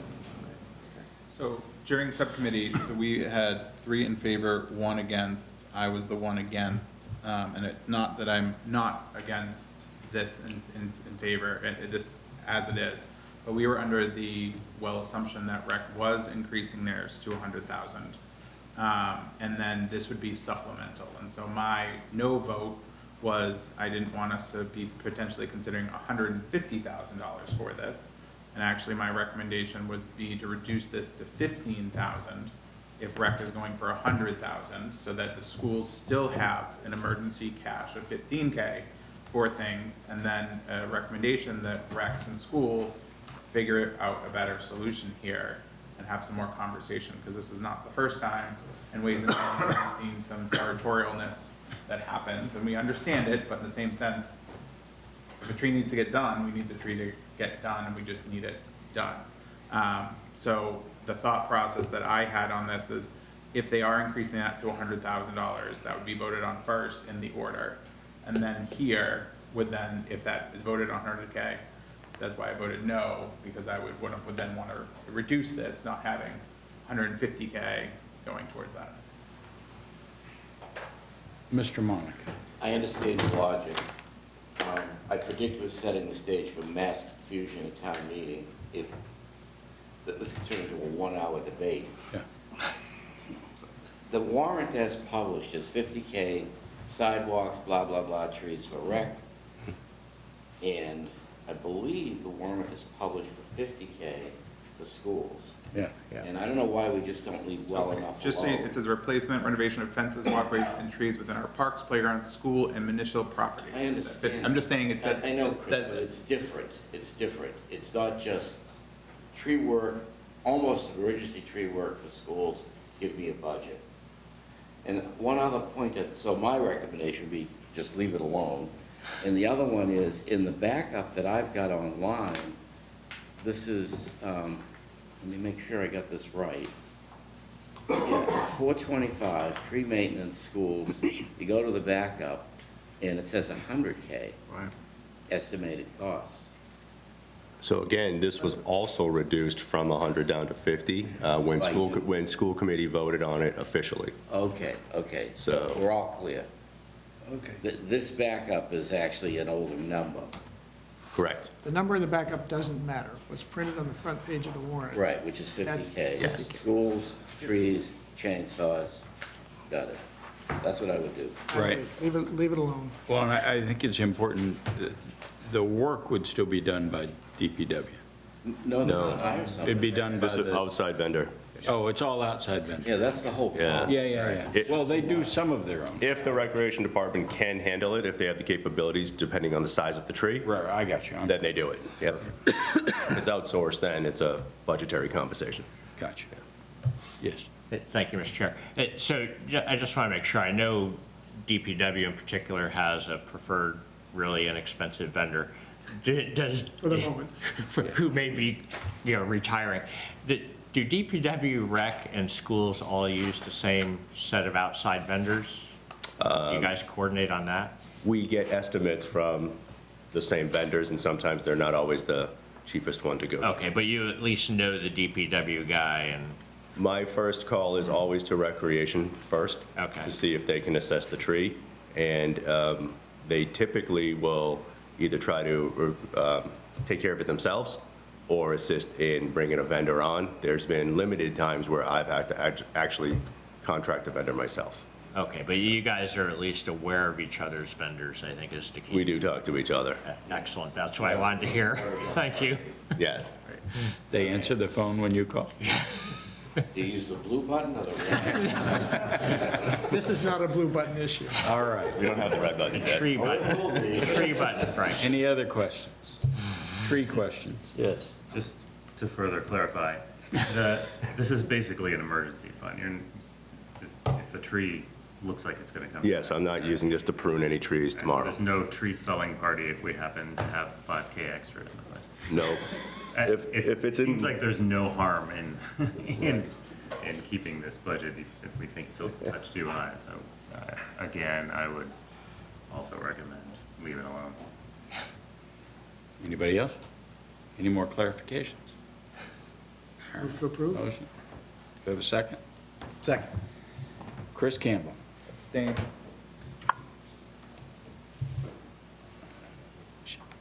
Chris Delaney. Yes. Mike Hardy. Yes. John Adler. Yes. Deb McCarthy. Yes. Frank Monaco. Yes. Steve Moran. Yes. Rob Neufeld. Yes. Paul Noonan. Yes. Ed Parsons. Yes. Rick Rosso. Yes. Roger Riggs. Yes. David Tate. Yes. Chair votes yes. 1301. Next up, boiler room maintenance. Thank you. So this is a request for Pine Glen's boiler room. Really just maintenance. There is a circulator pump and expansion tank. There is some asbestos abatement that would take place and electrical upgrades just specifically to the boiler room. Again, these are one-time purchases. We expect the life to be many years, probably more than the 15. What it's replacing is more than 15 years old, and they're just items that fail over time. Any questions? Thank you, Mr. Frank? Chairman. Oh, I'm sorry. Subcommittee. That's why I was hesitating. I'm sorry. Subcommittee vote 4-0 in favor. Thank you. Okay, so this isn't a tree question. I promise. This is an asbestos question. Yes. So, I am very aware of the fact that Pine Glen had an all-building asbestos abatement removal thing done a long time ago. It's a pretty clean building, right? Am I right? Pine Glen had sections of the school asbestos abated, yes, not a full, complete building. Okay, so this is one of the locations, a boiler room, where there's even a sign on the door. Correct. So would that be eliminated? Would that be abated completely by this? No. This would get a large percentage of the remaining asbestos in that area. In the boiler room? In the boiler room, gone. Right, that's my question. Yeah, it will not get every single piece of it, but it will get a large portion of it out. So how important is it to actually abate the asbestos, say, in the boiler room? Because it is closed and it's not in the air. It's Correct. It's frozen on the pipes. Correct. So these ones only because they would just be disrupted during the repairs. They're working on it. Correct. Okay. So we have them inspected. We do a HERA report, which we're required to do every 3 years. We just had it updated this year. We have Quality of the building? a HERA report is asbestos that we have to report to the state. We have to have the building inspected every 3 years. We have to have a person on our staff, which we do, who is a HERA certified, who attends classes, who has to monitor and report all of the issues of asbestos, even the standing condition of them. So that happens anyways. Again, we would not be replacing this if we weren't disturbing it during the repairs. Okay. I think I'm okay with all that. Other questions? Just a quick point. I think it was important to point that the age of the boiler is from 2004, so it's roughly 20 years. Excellent. Motion? Motion approved. Second. A motion to approve $69,900 from free cash for boiler room maintenance at Pine Glen. Chris Campbell. Yes. Chris Delaney. Yes. Mike Hardy. Yes. John Eiler. Yes. Deb McCarthy. Yes. Frank Monaco. Yes. Steve Moran. Yes. Rob Neufeld. Yes. Paul Noonan. Yes. Ed Parsons. Yes. Rick Rosso. Yes. Roger Riggs. Yes. David Tate. Yes. Chair votes yes, 1400. HVAC maintenance. Thank you. This. Cheyenne's out, yeah. So again, this request is for replacing HVAC components at Francis Wyman and upgrading them to more efficient / heat pump air conditioning capable units. And so this would be for large areas that do currently not have air conditioning. So that is the cafeteria, that is the 2 music rooms and the art room, and then some supporting offices as well too. Again, these would be part of the building management system if we do also get that other warrant article at town meeting. So there'd be no additional cost to implement those into that system. What other warrant article? There's a warrant article for a building management system through the Green Communities Grant. Right, okay. Yeah, for Francis Wyman. Subcommittee? So we voted 4-0 in favor. Frank? So just one question, thank you, Mr. Chairman. So there are 2, there's the cafeteria, art music, 600K, that's a huge system. Is that a roof system? Yes, but it'll be on the ground, but yes. Okay, that's, No, again, A very low roof. wow, wherever you would like to mount it, but Yes, no. let me try that again. Were we big? very big. Okay. And the mini split is just because it's a different area and these smaller mini splits do the job? Correct, and we don't have the ductwork available Okay. in those spaces. And the large system, is it a heat pump? It has a heat exchange in it, so it acts as a variable heat source. So it will do heat and air conditioning. Yeah. So it's not the classic, there are 2 kinds of air conditioning systems, right? Your old classic compressor, exchanger, blah, blah, blah. And then there's heat pumps. This is a heat, both of these are heat pumps. Yeah. And you're doing that because it's more efficient, less expensive? Twofold. A, state-of-the-art, B, more efficient, C, again, but it doesn't exist right now, so we don't have air conditioning. We did look at a VRF system, much more costly. Okay. And the life of this is 15 years? Again, we expect more than that, Yeah, no, but it's that's- really tough to gauge. Yeah, it's not 5. Yeah. Okay, good, thank you. And again, I will add that same. Currently, there are rebates that would apply to this, so we would apply for them if this. Actually, from the state. Correct. Yeah, I suspect they really are available. Again, they are now. So, no, I'm just saying they are, so we will apply. I didn't ask a trick question, that was a trick answer. That was a safe answer. Wait a minute, hold it. When are you gonna do this? If the money is approved after July. After July 1st, it is approved. And so it would be in this calendar and state fiscal year. Why do you think the rebates wouldn't be available? I can't comment on the state's funding. Yeah, okay, all right. So the job would have to be complete and then submitted for inspection before, obviously, the grant, Right. the rebate is available. So if that gets closer towards the end of the year, if it's not done in July, let's say it's completed in All right. October. Okay, and so my experience with these rebate programs is it depends, your eligibility depends a lot on exactly which equipment you put in. So you're pretty confident that this is a highly eligible system. I am confident that it would qualify as today's. So we got a shot at it. Yes. And you might get 25%. Correct. Okay, good. John? Thank you, Mr. Chair. Just want to understand, on the mini splits, it says district for the building?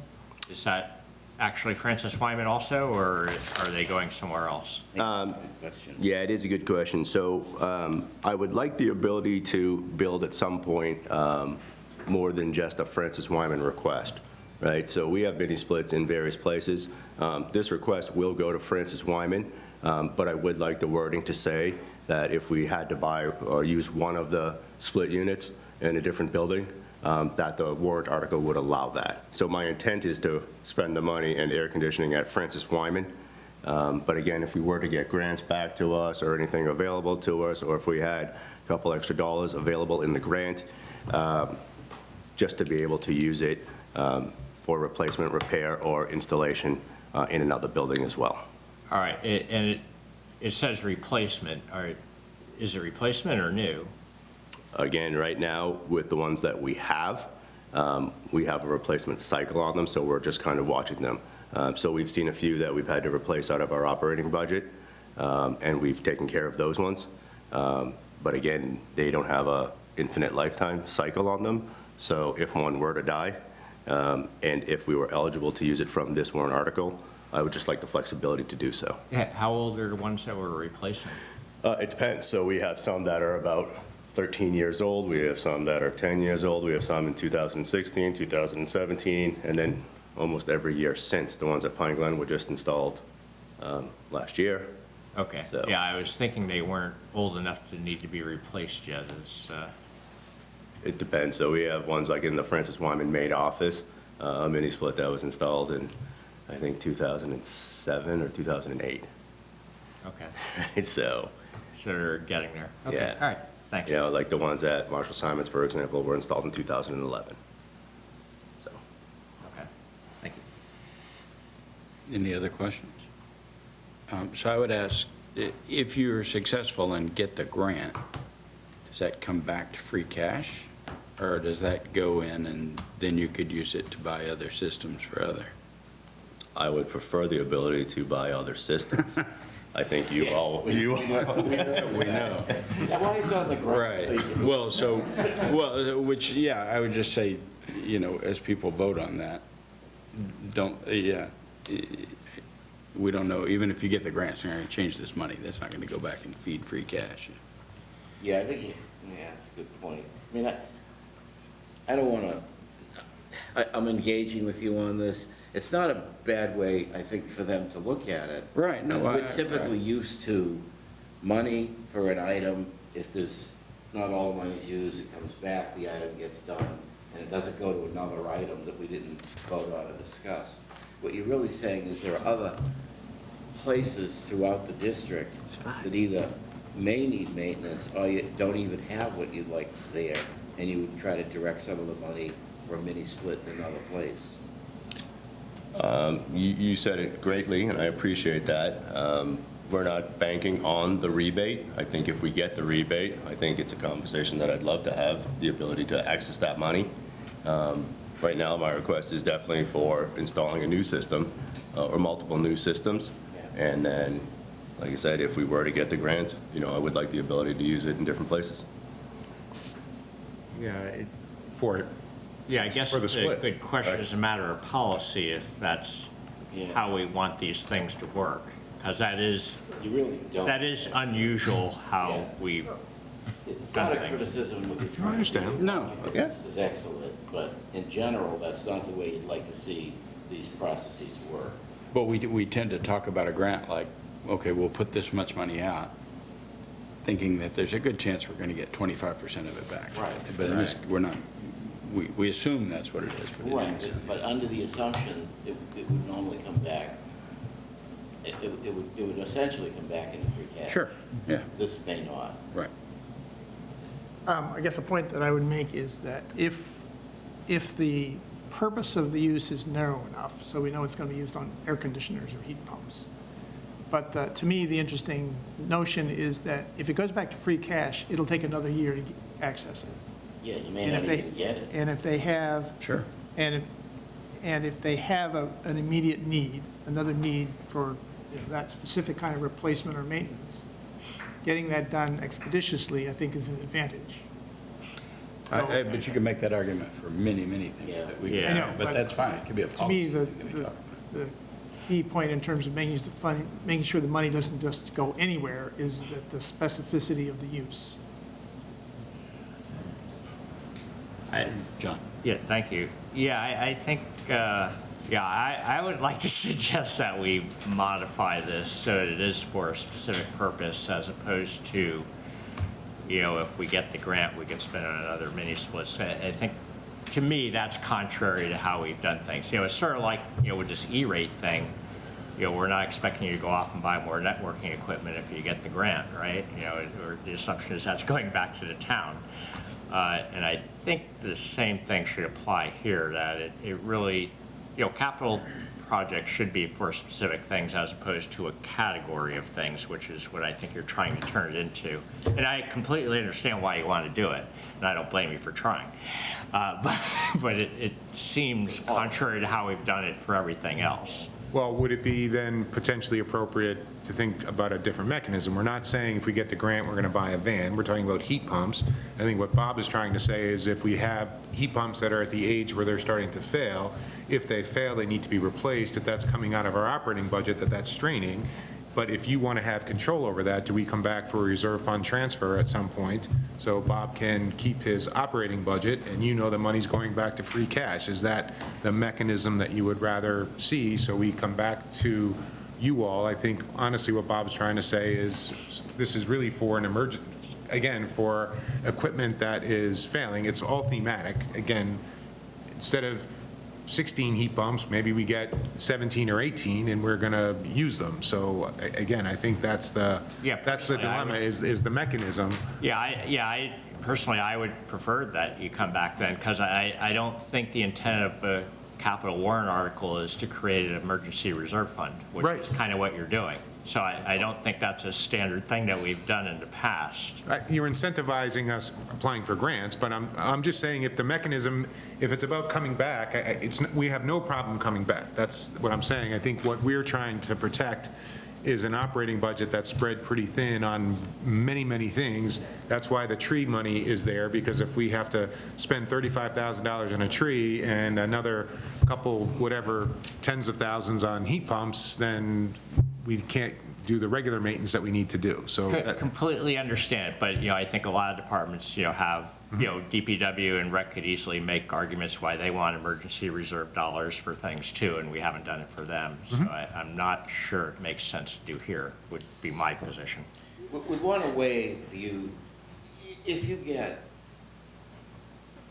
the ability to get this job done, the one you're really intending, for less money and there's money left, we'd like the ability to talk about where the remaining money should or could go. Normally, it would just wipe out into free cash, and you'd come back and apply for something.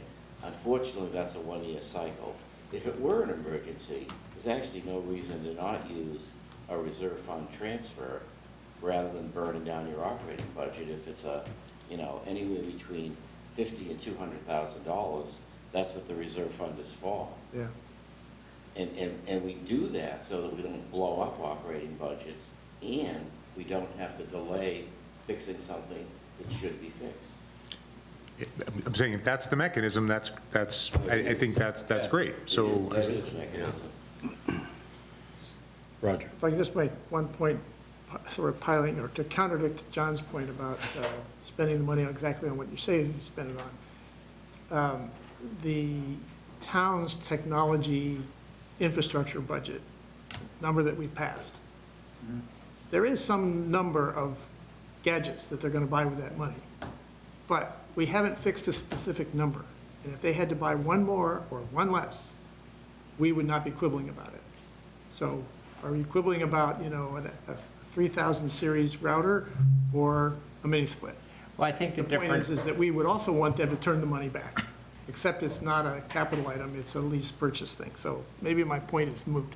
No, your points are always legitimate. I think that the difference would be, for me, is that, those things are being bought for a specific purpose in building, whereas this is trying to be for mostly one building, but potentially others, depending on what happens. So I think it's a little less specific in my mind, but you could make that argument. Anyway, let's move on. I think we've got a place to move to.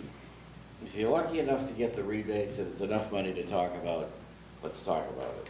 Yeah, and I think the rebate check goes to the town of Burlington anyways, so how the town of Burlington chooses to deposit it, I think there's time for us to have that conversation. But does the support of Ways and Means change if we take the word district out of the warrant? That's sort of what, you're approving a number, but I think what the number's not what you're concerned about, it's the language. Is that, Mr. Eiler, I want to make sure I'm... That's my concern, yeah. Okay, so... I think if you just said Francis Wyman instead of district there, that would clarify it for me.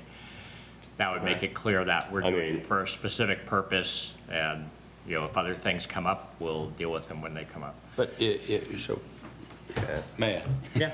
If they get the rebate, then you'd be okay with them air conditioning more areas than what is in this, if it's at Francis Wyman? Well, no, I guess I would argue that the point of rebates should go back to free cash. Right. It shouldn't be, look, we found some extra money. I agree. That's really the root of it for me, is that the rebate should go back to free cash. Yeah, I'm not even asking about the rebate in order to have district-wide ability to spend the money. So the request in front of you is for air conditioning specific areas of Francis Wyman and then mini splits available for the district, right? So that is what the warrant article is. Free cash is a complete separate, the rebate is a separate part of the conversation, which I have not. Well, it's part and parcel. I think the point is exactly as you pointed out, as worded, if you get the rebate, you could apply that to other parts of the system that you wanted to. And that's what I specifically would. But before that, though, if I were to buy one big unit on the ground or the roof, and then 4 units at Francis Wyman, and then that 5th unit I wanted to put at Marshall Simonds, that's where the warrant article is saying district split units. Okay. It doesn't mention the rebate, and it doesn't mention. I'll say it differently then. You mentioned the rebate, that's what. No, I said it could be potentially eligible. All right, well, then I'll say it differently. If we're saying that it's specifically for buying one big. 5 split units and 1 big unit. Plus 5 other units, that's fine. Yep. And then, so the point is, you're not going to buy a 6th unit if you happen to get the rebate. No, That's the point. If we have an emergency, we'll come back to you with the reserve fund transfer. Okay, yeah, as long as we're specific on if you're buying these 6 things, then that's good. That solves the problem. Buy up to 5 units at 17 grand throughout the district, mini splits, 85 grand is the warrant. That sounds great. So it's not, if we have extra money, we'll buy 6. Right. Correct. That's the key thing. I think this is one where we're going to have to read the motion into the record to make sure we know what we're voting on. We can't just say it's printed in the warrant. Yeah, We can say that. This is in the back. That's written in the back. Yeah, right. Right, because the warrant doesn't specify the number is the point. All right, well, I should ask, how are you going to word the motion that we picked? Well, were I making the motion, I would say to approve the $753,500 to be spent on HVAC. the 6 HVAC units that are described in the backup. How's that sound? Sounds good. It's consistent. No, I think that's good. Right, we have 1 unit at Francis Wyman for $600,000, Splits in the district. 5 mini splits for $17,000 for 85. Second. I know there was an if at the beginning of your sentence, so that wasn't actually reading out the Boom. warrant All right. motion. We were good with questions. We can move to them. Chris Campbell. Yes. Chris Delaney. Yes. Mike Hardy. Yep. John Eiler. Yes. Deb McCarthy. Yes. Frank Monaco. Definitely. Steve Moore. Ground? But only Absolutely. Rob Neufeld. Yes. Paul Noonan. Yes. Ed Parsons. Yes. Rick Rasso. Yes. Roger Riggs. Yes. David Tate. Yes. Chair votes yes. 1400 for a ground-mounted roof unit. We move out of history. Middle school furniture. This is simply a refresh request for new furniture at Marshall Simonds. Marshall Simonds, as we mentioned, built in or addition renovation in 2012. So 12 and a half, 13 years of middle school students using the furniture over there. Some wear and tear. We're also trying to make the library a little bit more flexible in how we use it. So for example, bookshelves on wheels, some temporary wall spaces, some different types of furniture than your typical library, but the ability to make it a typical library when we need to, still have that functional large space that the library is, but also provide small space instruction. So you'll see, like I said, that there is, temporary walls for about $18,000. There's portable bookshelves for $40,000, seating and table for $20,500, installation of all of that, furniture and equipment for $4,500, and digital information boards for approximately $6,000. Subcommittee? So we voted 4-0 in favor. There's just one quick technical thing on this page. There's just a different amount than the actual voting because it was just changed, just because we were paying attention to the details, but we voted 4-0 in favor. For 101,000? Yep. Okay. Any questions?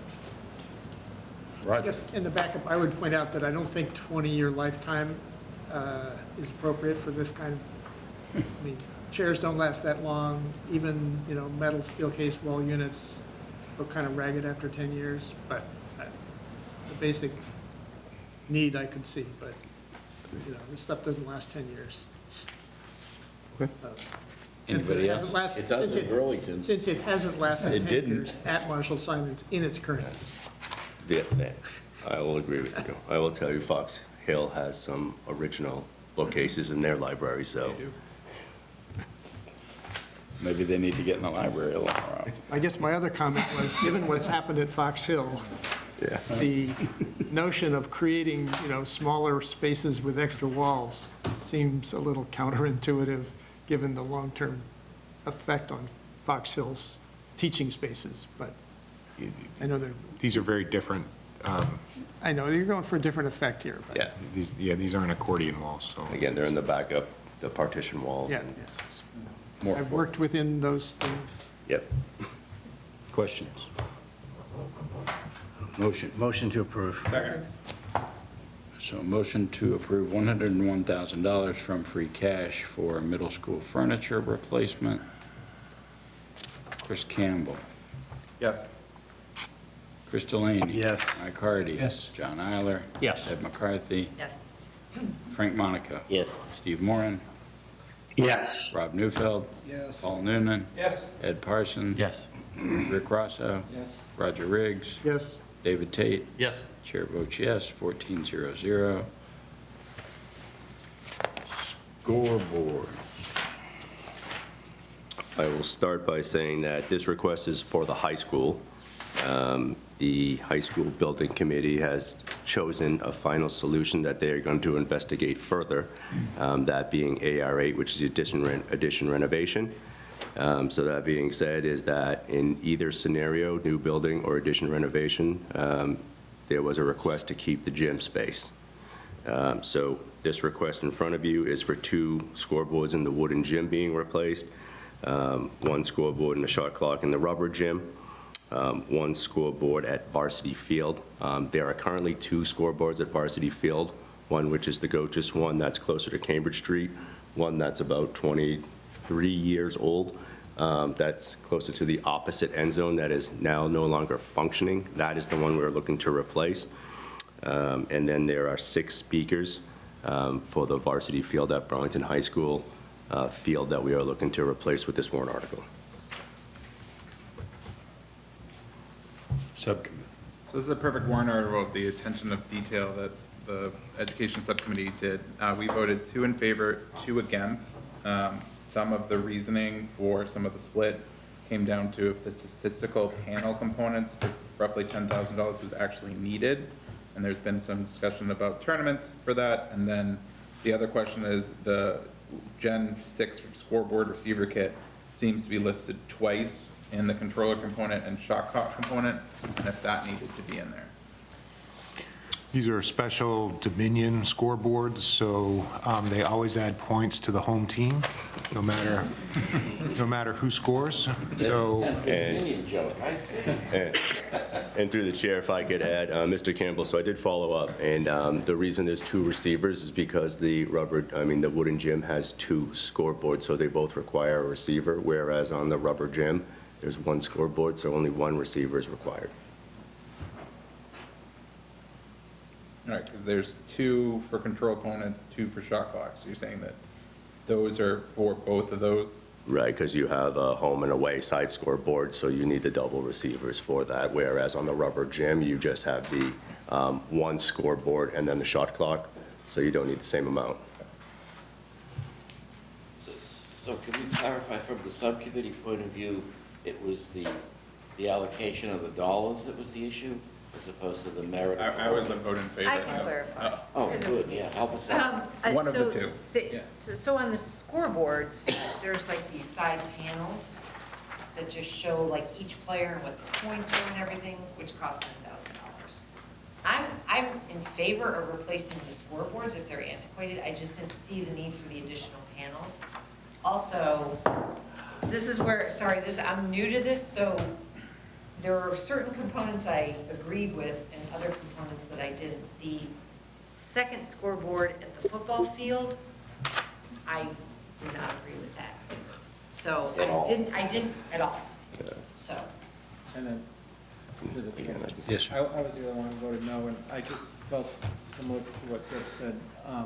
I didn't really see the need, I mean, it's for a second scoreboard at varsity field, and also, I just felt that it's really, I mean, there's really no urgency. It sounded like that they're operational right now and functional, and I just didn't see the need to do this right away, or right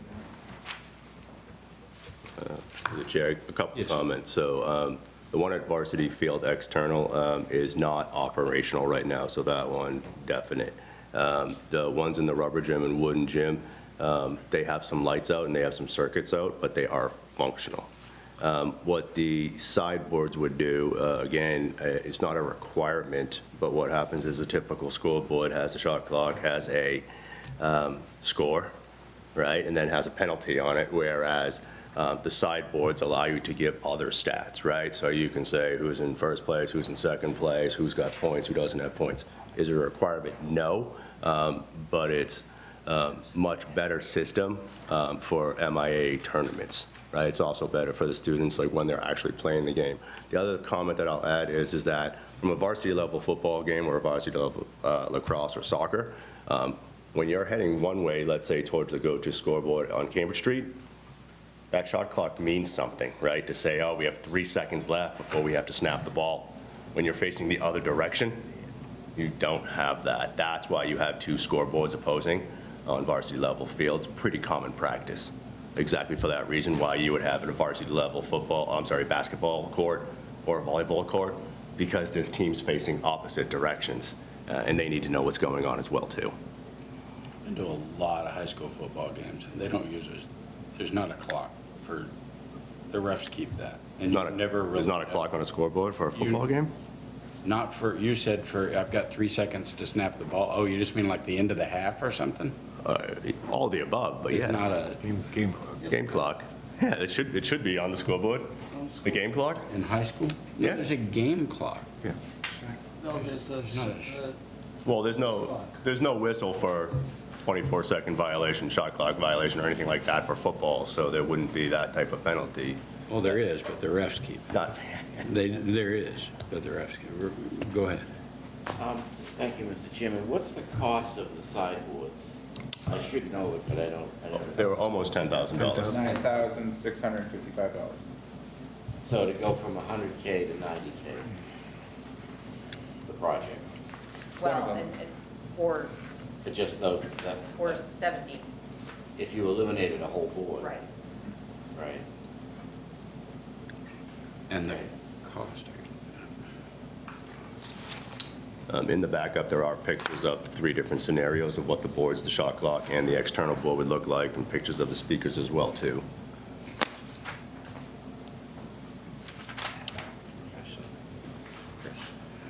Oh, The other Chris. Chris. So I guess Sorry. now this brings a new question. So if the thought is to put 2 scoreboards, that say we go forward with that at Varsity Field, shouldn't we be doing that at Marshall Simonds, where we also play varsity level events? I agree with you. I mean, I would, you know, we're looking at equity on our sports, then we should be doing that same that we're doing for Varsity Field, that we're doing where our other varsity sport, because we've had a number of conversations here at, you know, of needing to upgrade the middle school field so that we're doing this for our varsity level. And I would say that if we're doing this, let's do it completely or not do it. Yeah, and again, through the chair, that's why at Marshall Simonds, the board is installed at the 50-yard line. Good compromise. That's why it's there. Paul? Thank you, Mr. Chair. So why wouldn't we install 2 scoreboards at the gym? Because if you're driving towards the entrance side of the gym, there's no scoreboard there. Because the rubber gym has a mesh, Not the rubber, the wood gym. that's where we're looking to install 2. Right. In the rubber gym, we're Oh, okay. only looking to install 1 because there's a mesh divider so it would be on the side wall. Misunderstood. Yep. And again, if I may add as well too, on the wood gym, we have the dual sets of bleachers, so when we pull the dual sets of bleachers out, that's when you have the front to back courts. The rubber gym is a different configuration, so it'd be on the sidewall. Any other questions? Roger? Given this, I'm not sure my question is relevant. About the speakers and the noise, the direction that they face. You don't want to go there, right? Yes, he does. Varsity field is in a depression and has surrounding grass behind it. That's your story. But they will be angled down. Thank you. And volume control. Good. Okay. Motion approved. John? Thank you, Mr. Chair. I guess there's sort of 2 things here related. How confident are we that these would survive any renovation we're doing with a new BHS? I guess would be the first question. It's restarted. Yeah, I'd be pretty confident with that. And I guess the follow-on would be, would it make sense to incorporate this into the BHS, new BHS / renovated BHS project, since it kind of fits in that same bucket of redoing a bunch of stuff? We could, we just feel like we need them sooner. And we would certainly reuse them in the renovation.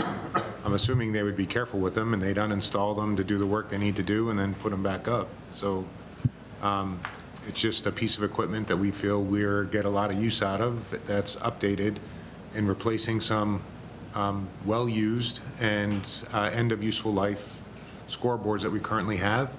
Burlington is a desirable site for state tournaments, especially varsity field, except we don't have bathrooms, so we're going to hopefully remedy that at some point as part of the high school project.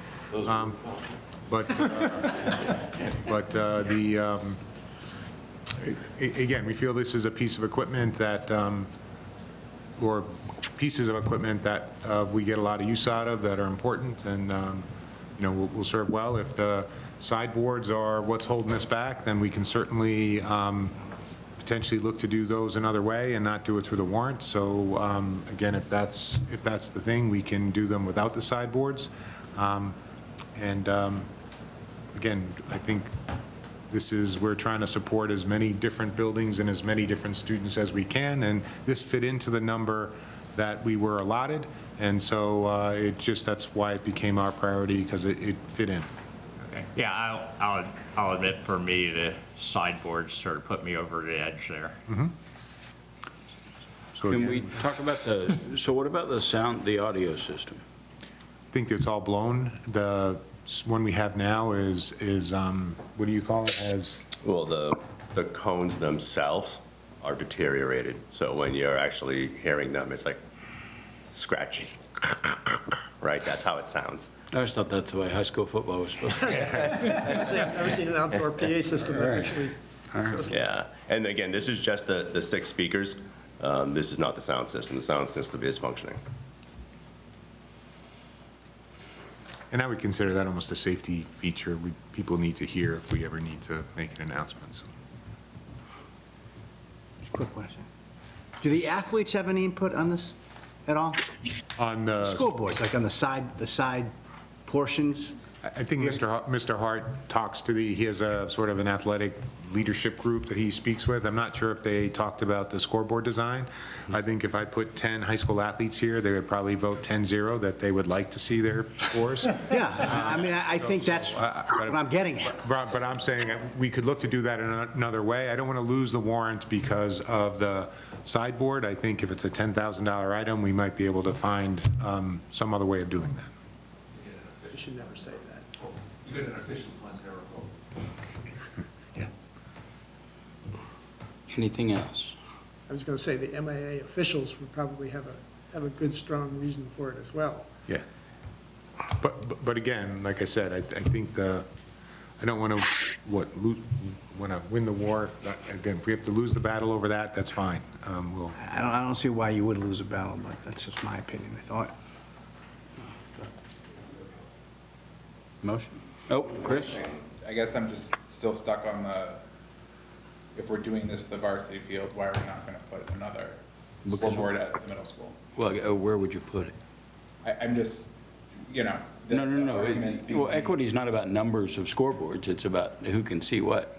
So we only have stands facing one side, and, I mean, if you put another scoreboard, you'd have to put it next to it or behind. Part of the argument we just heard was the players seeing it on the field. Because And again, they're on the. Right, but this is that one end zone. On one Yep. end. Yep. So they run ported.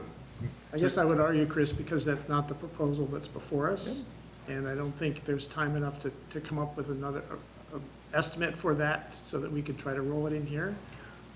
But again, through the chair, if we get the grass field behind brush field project sort of going, their scoreboard that is currently in place, that was added two years ago, last year, it's all wired for a scoreboard on the backside of it to face the field that is behind it. So we will have, Mr. Campbell, we will have two scoreboards in that facility, one facing the work that's being done and one facing brush field. And again, those are at the 50-yard line. Those would be at the middle. Which would probably be where most people would install them nowadays.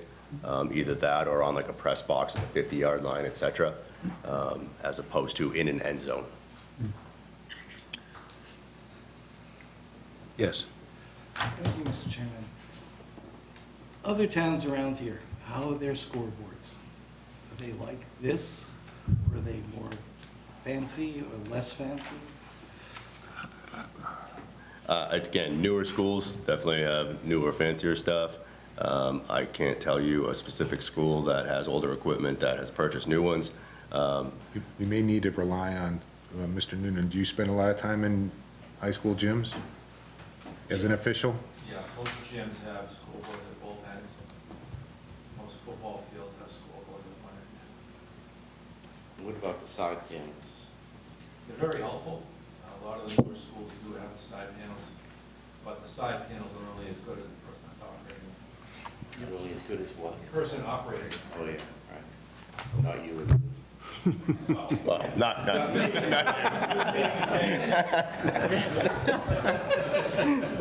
When I say you But I equated. think a lot of the newer lacrosse/football fields are getting scoreboards at both end zones. It is very helpful. How are the side panels helpful? For this basketball, you know, whether they're in the bonus or not, how many personal fouls the player has for ejection.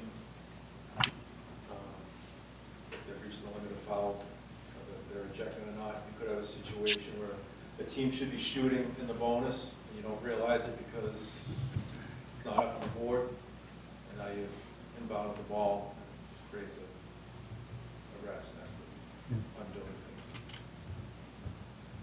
So what are we voting? Can I just finish one more thing? We don't have a motion. Go for it. We getting sideboards on the ones at the football field? No. I was just thinking because my daughter's on track and it would have been nice. We could propose adding them. I wouldn't recommend. Amendment to go the other way. No, it's okay. This is enough.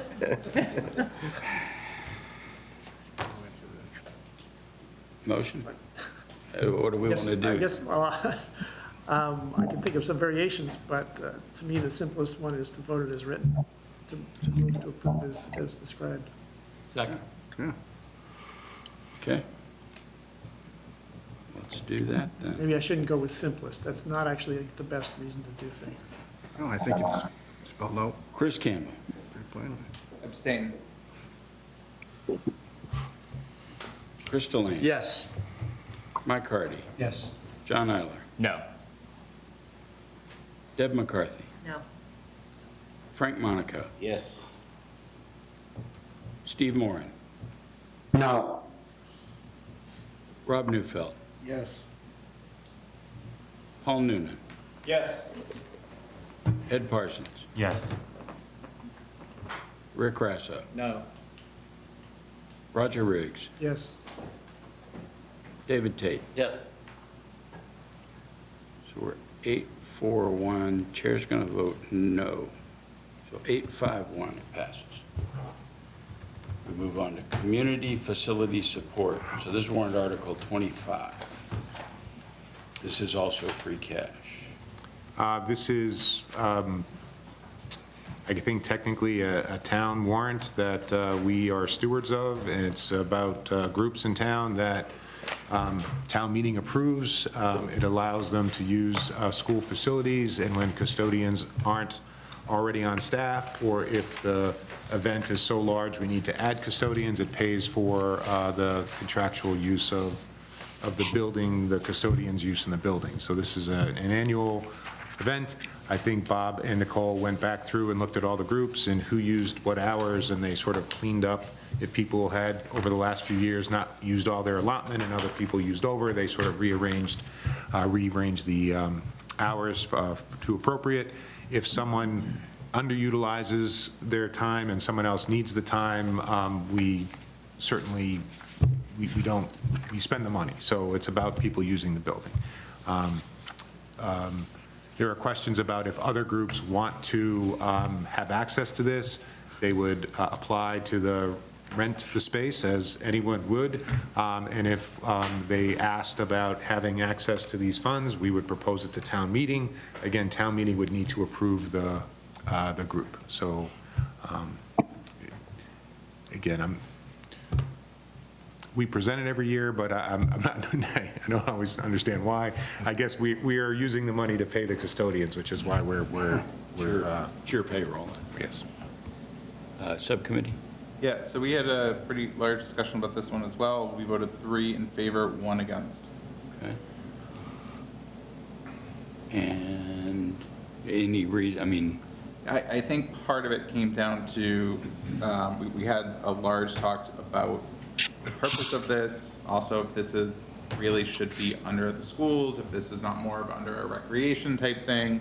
And then the specific places, we also talked about the town really needing to understand that this is how we're prioritizing our money. And I think sometimes we overlook these, and I think part of a concern is these types of things getting wrapped into the schools may take away from what the schools are trying to actually fight for, so. Rick was the one that voted against. Yeah, I can speak to that. Sure. So I just had my general belief is, I don't believe that the taxpayers should be paying for non-school or non-town related organizations. I don't think they should be subsidizing that. I think that those organizations should be paying themselves, and if they can't afford it, then they should be increasing the fees that they charge to their, participants to pay for that. I just don't think that the town should be, and the taxpayers, without having to say, should be sponsored, paying for that. That's my opinion. Sure. And to the school's credit, it's when these facilities are being used, they still have to have the custodials per the union contract. So this is paying for those, just to clarify. And I think the answer is. Oh, Steve, thank you. I would encourage the committee to support this article. This is a great opportunity to support all those community-orientated groups that use the facilities, and also payback in various different ways. Like, for example, the Boy Scouts use it, and there's been a ton of different projects that the Boy Scout troops have contributed back to schools. I think there's been a couple of mosh pits built. There were paths built across the street from Francis Wyman. It's an awesome opportunity. It's a very small amount of money, and it's a great place to build community amongst all the different groups. So when I was a Boy Scout leader, we made use of the resources, and as Chris said, it's only for when janitors aren't on duty. I can't urge the committee strongly enough to support it. Thank you. Any questions? Yes. Thank you, Mr. Chair. I think you make a good point there, Rick. That's very legitimate. I'll admit I'm biased. Like Steve, I was and am a Boy Scout leader. It's absolutely something we leveraged. I would say the amount of groups, the amount of youth served through these is huge. At least in scouting, I know it. We're talking hundreds of people that this is supporting. There's some things on here that are quasi-school, I would say, like popcorn, boosters, and so on. So they're not entirely decoupled from the school. I think this falls in the supporting community service category and good community programs category, just like having a 4th of July parade or any other community event. I think this is an excellent community building thing that is a good idea to subsidize. And I think the fact that it is broken out into a separate warrant article on this gives people the opportunity to decide if that's what they want to support or not. I think you'd have a very legitimate point if it was buried in the school budget, for instance, then people wouldn't be having a say, and you could make an argument that the school shouldn't be doing that. But this is broken out as something that people can specifically decide if the community should support this. So it's not really a question of should the schools be supporting this or not. It's a question of whether the community wants to support it. And I think it's a good idea for the community. Anybody else? I just want to say that I had an adjacent concern, and I have for several years, and I asked the question, and I think Sonny Rollins gave us a good backgrounder on how this came to be last year when we asked the question. And my question was how the organizations that get specifically named are selected. And the mechanism is actually less straightforward than I had thought. So these are all organizations that are renting space.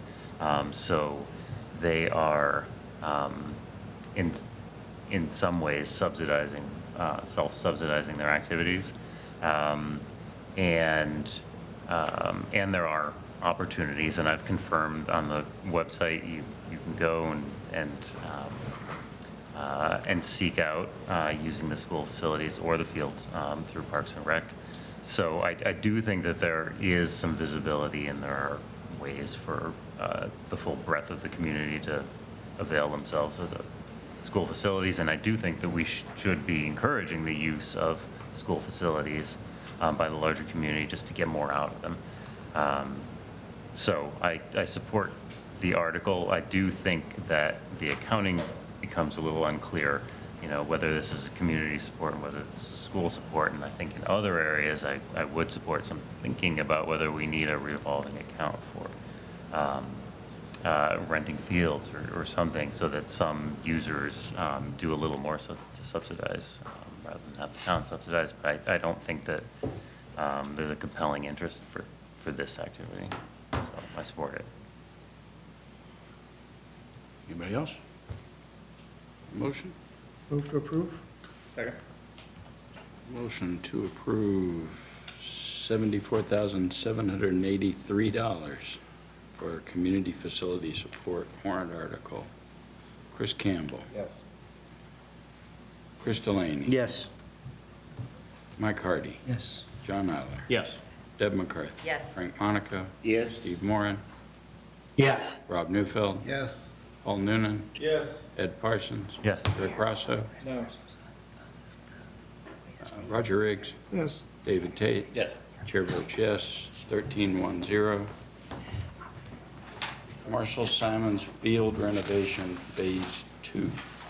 Thank you, Mr. Chair.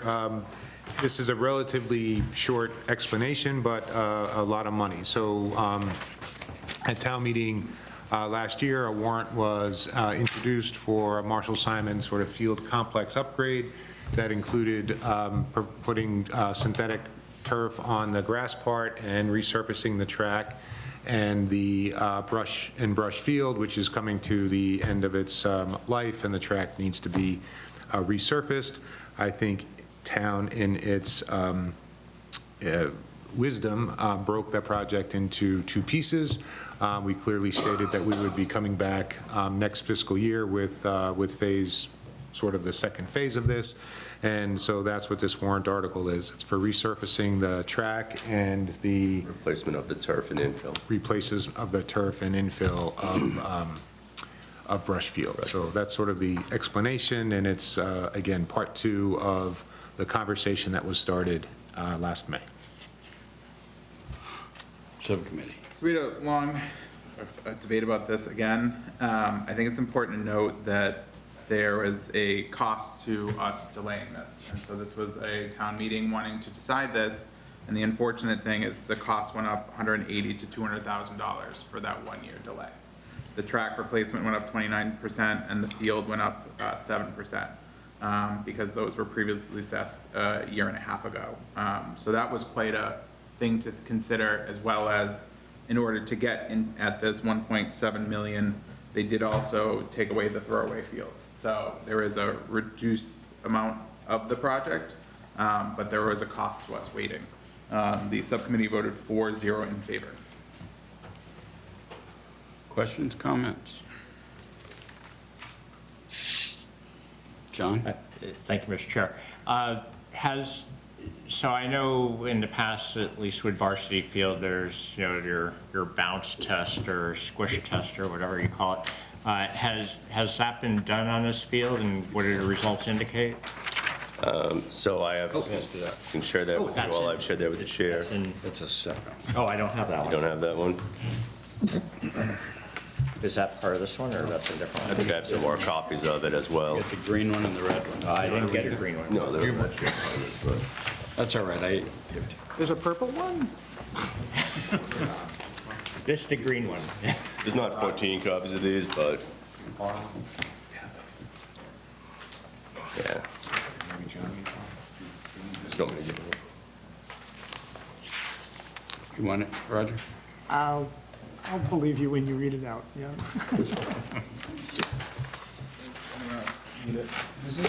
Well, I could give some comments while you all are reviewing it, but basically, the field is testing at approximately 159 as an average. It's approximately 120 to 125 when it's installed brand new. 200 is considered unplayable, and I'll tell you what those numbers are. So GMAX and HIC is head impact. What they do is they take a test module and they drop it in different areas of the field, and they repeat that test, and then they record those numbers. That would simulate the impact of a player's head hitting the ground, right? So it's a 10 or a 20-pound module, depending on the test, repeated in the same exact spot in known spots on the field. In that report, it shows where the impacts were tested, test 1, 2, 3. And again, we never want the field to get to 200 because that is, that's a fail, right? 164 is considered the threshold for concern. So that is noted on the front page specifically.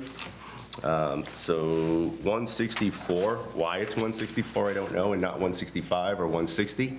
But when you consistently start seeing 164, again, does not mean it's unplayable. It just means that it's harder than it should be for ideal conditions. So if you're asking me, can we continue to play on the field? The answer is yes. Should we continue to go another year without considering replacing it? I don't know.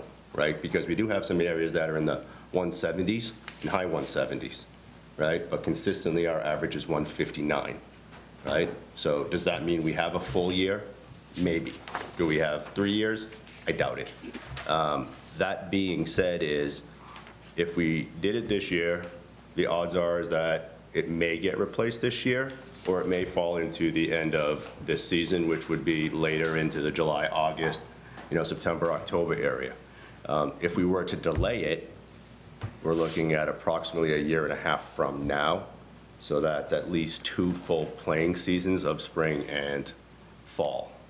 So that's a potential concern of mine and the athletics director that, finish the season, sure. Start the next fall season, maybe. But 2 more seasons after finishing this one, not really sure that we would want that to be our playing surface. A couple other points that were made during our education subcommittee was when we have these updates, it's important that we also then update the 10-year capital plan with the figures. I think, Ed, you were the one that made that, but that we don't want to keep the placeholder of $1 million when we now have, let's say, 1.7. And then the other thing is Ways and Means asked for a copy of that 10-year capital plan. Okay. And through the chair, if I could just comment on that. So this is the estimate, and this will have to go out to bid.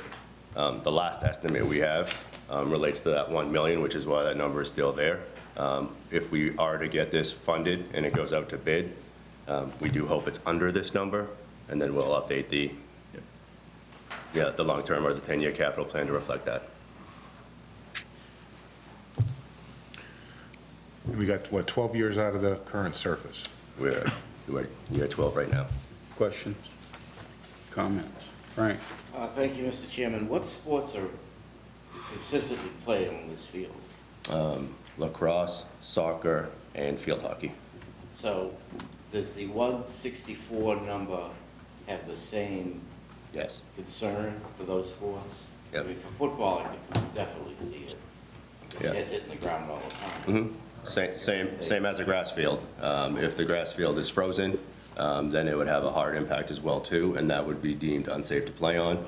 So the sport is irrelevant. It's the actual head impact that deems that field playable or not. All right, and so not so much for you, but for us, I think. So this is listed as a borrow, and I actually, for this particular project, I think it makes sense because the bond anticipation notes could raise whatever money when they need it. The borrowing may get pushed out several years. It's probably a better way to do it than free cash. So I think we've got this one right. But then, so you do a bond anticipation note and then borrow. What are our terms on that? We don't want to end up You can paying always for buy it it down beyond as its free cash. life. Yeah, but Change you your don't mind want. later. That's What was that, Roger? You can change your mind later about Yeah. whether you Yeah. buy it down or Yeah, actually so buy I it. like the way it's written. Given that it's for all sports, given where it's at, it seems like it's sort of penny wise and pound foolish not to get on with it on this field to support this. So, yeah, Chris. Just a quick point of clarification, because when you said borrow, so one of the things that we had noticed with this article and the next article is both the warrant as request forms had said free cash. It has then since been corrected that both of these are intended to be borrow, but definitely have noticed, maybe I wasn't paying attention in the past years, but an inconsistency off of the request forms to the final documents to the, and so just for the future, that would be helpful because we'll have conversation next about the next one over, because we were on the assumption it was free cash and having that discussion that way, because that can also change those discussions, but it's nice to see this one is listed as borrow. Well, what matters is what goes to the floor, and how it actually gets handled on the floor is pretty flexible. I'm just making the point that I think I would support the project, and I would support it as a borrow. So the request forms sometimes get filled out in January. The discussion about how to use free cash doesn't happen until the end of March. Yep. So I almost think people shouldn't be writing anything on the request form. But Right. it was a field that we want it on the request form, but it's now not as meaningful as we want it to be. Anything on the fields themselves? No, but I do have a comment. So I have a couple of concerns, and I love the fields, and certainly my kids got a lot out of them. One, I'm really bothered by a sentence maybe in the first paragraph that one of the problems is inconsistent maintenance. And when we talked about brush field before, and I asked Mr. Hart, I believe even, do we have the equipment?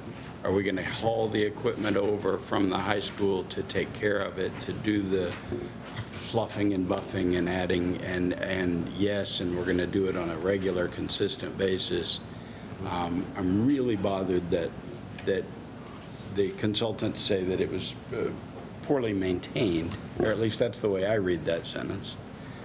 So that's a concern of mine. Two, yes, we're getting close, but we're still in the safe zone, and in a 10 or 12-year period, 1 or 2 years is a consistent percentage.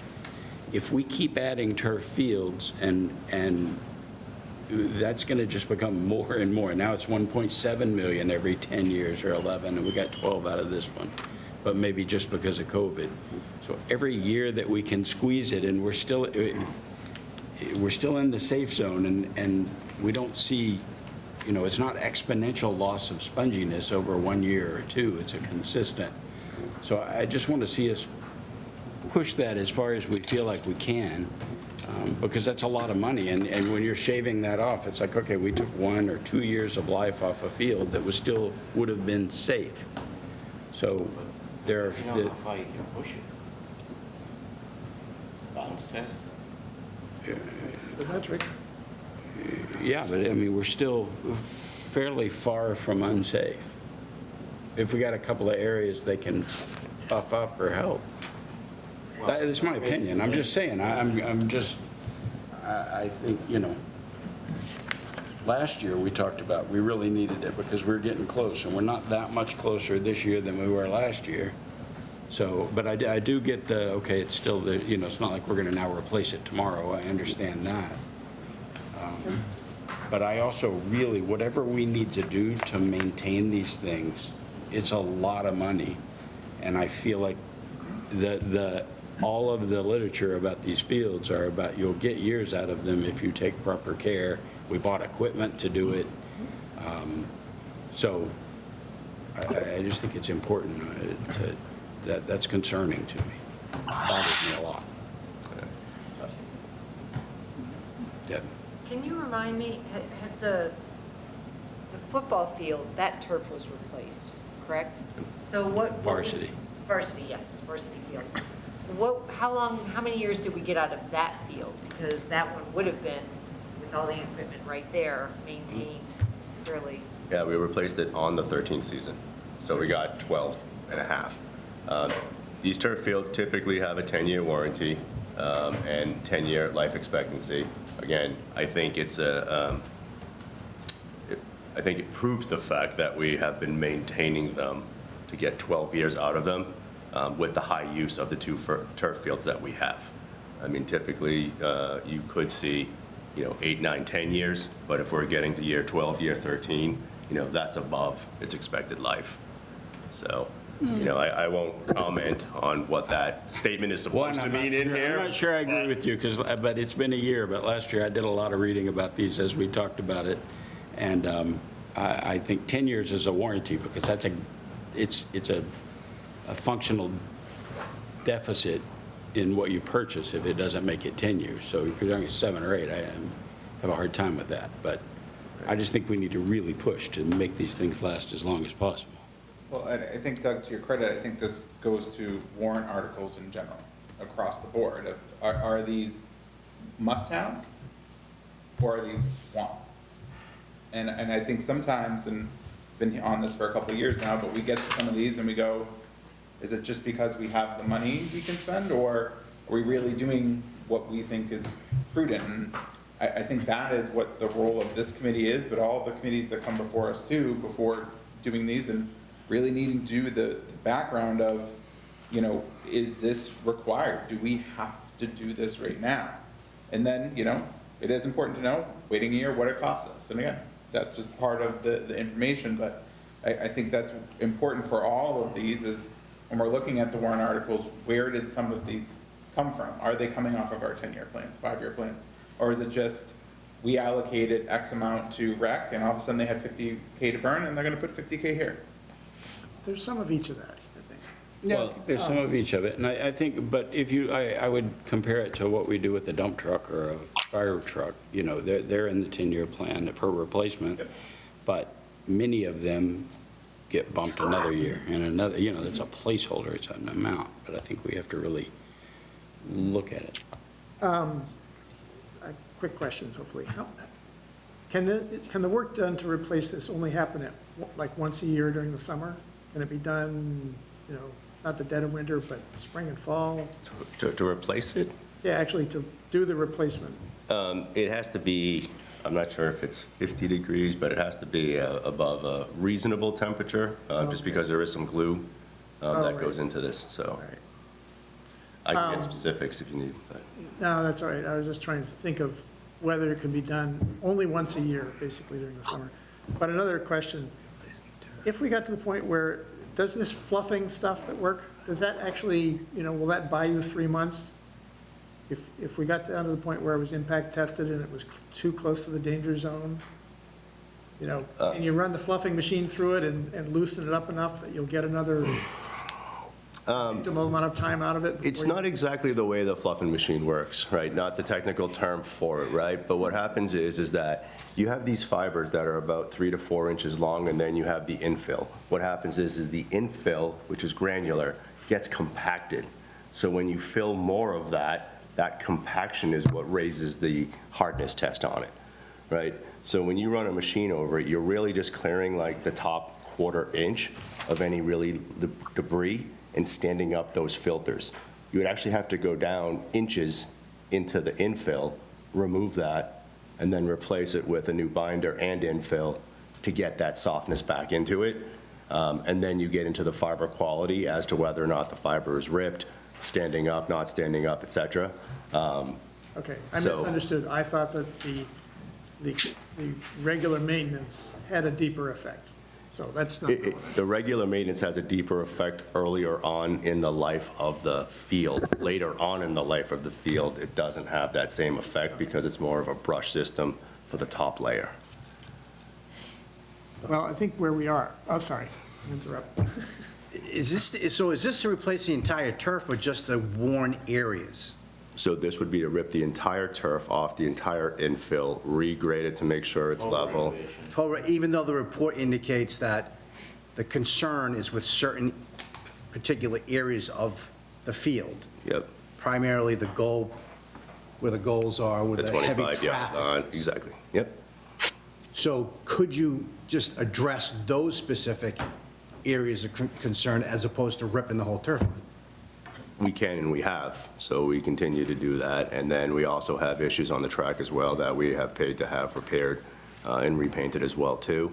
So this would be a complete new resurface of the track as well. So those maintenance plans do happen, and it could happen this year.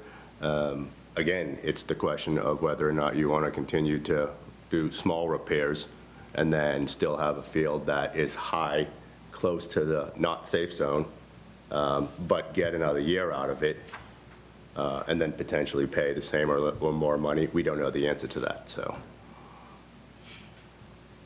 Well, what you're suggesting is just take sort of a stripe across the field in the problem areas. Well, that's what the report The seems rest to of- indicate, yeah. that the turf itself seems safe, but there are certain areas that may not be safe. Correct. You could. And with replace regular 20%. maintenance, and you could replace whatever, 10%, 15, 20%, but still have longevity and get 2, 3, 4 years. I mean, you really don't know. No. Right. Well, does anybody do that? Do they ever do, instead of a whole renovation, do a repair that's not that extensive? Yes, so we have had issues where we've had to cut out sections of the field. Again, you would remove the infill, cut out a section of the field, glue a new section back in, and replace it, yeah. Because it seems like they've identified specific areas where there's high traffic play, Yep. which you could identify, do the maintenance, make sure that there's more maintenance in that particular area, just to get along, because it seems like you're tearing up a whole turf, and you've got areas where it's safe, but yet you're tearing the entire field just to address certain issues. I would just add, you have areas that are more safe than the ones that are identified as less safe. Correct. I think No, but no, that's not fair. That's They're fair. safe. You're gonna- They're within the safe zone. you're going to get some very They're safe. uneven densities. Well, sure, right, but that, And I the think whole that's a point is hazard you by can get itself. maintenance for those specific areas to get longevity out of the entire field. That's what I'm getting at. And it doesn't seem like that attention has been put on those troubled areas. It's a matter of what fraction of the field that is. Right. Yeah. So I suspect that if you make some subsection of it, improve it, then the immediately adjacent section isn't, and some player will run across it and be able to tell the difference and trip. I think the lack of a uniform is a problem. Well, you get that on a grass field for crying out loud. I mean, that's. And I'm not helping. I would, yeah. Two things. Thank you. The first one is I'm always dubious of arguments that say it would have been so much % cheaper last year because, on any given year, inflation may not be linear, but in general, inflation is linear and it's going to go up, 3% a year in general because that's what inflation is. So yeah, you're going to hit bad years where it's 6% or whatever, but the point is our tax base is increasing by more than 3% a year. So as a percentage of budget, it actually goes down if you wait. So in general, not counting, unusual things, waiting is a good strategy. And it also, to your other more important point, is it ensures that it's something that, we actually really need. Otherwise, if we take it to the limit, we should just buy everything this year, replace everything now because it's going to be more expensive next year. And so we can see that doesn't work out in a big budget sense. To Doug's point, I'm curious, what were the numbers last year so that we can get a sense of, how we're doing over time? I'd be happy to fill in. Well, yes, sir. Thank you. The point I was going to make, which is not field related, is track related. And what I noted at the subcommittee is that the cost of the field resurfacing went up 7% from last year to this year, which is plausibly commodity inflation. The track repair and respray went up 29%. And the reason for that was cited is that it has reached the point where the rubberized surface has pulled out, and now we need to work on the surface underneath, which is more difficult to work on. So we are at the point where we're going to be losing money as well as time if we wait on that. We waited too long. And they told us that last year. I don't think they did. Go ahead. They did.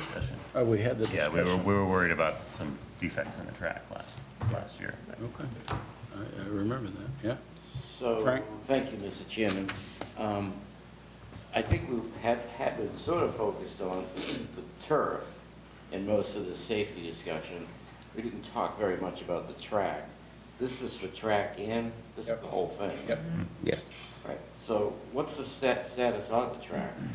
I mean, is that really even further out Yes. on the needs to be replaced limb? It sounds like it might be, or is. The track is In- much further. in areas. All right, so what's the cost of the track? 450.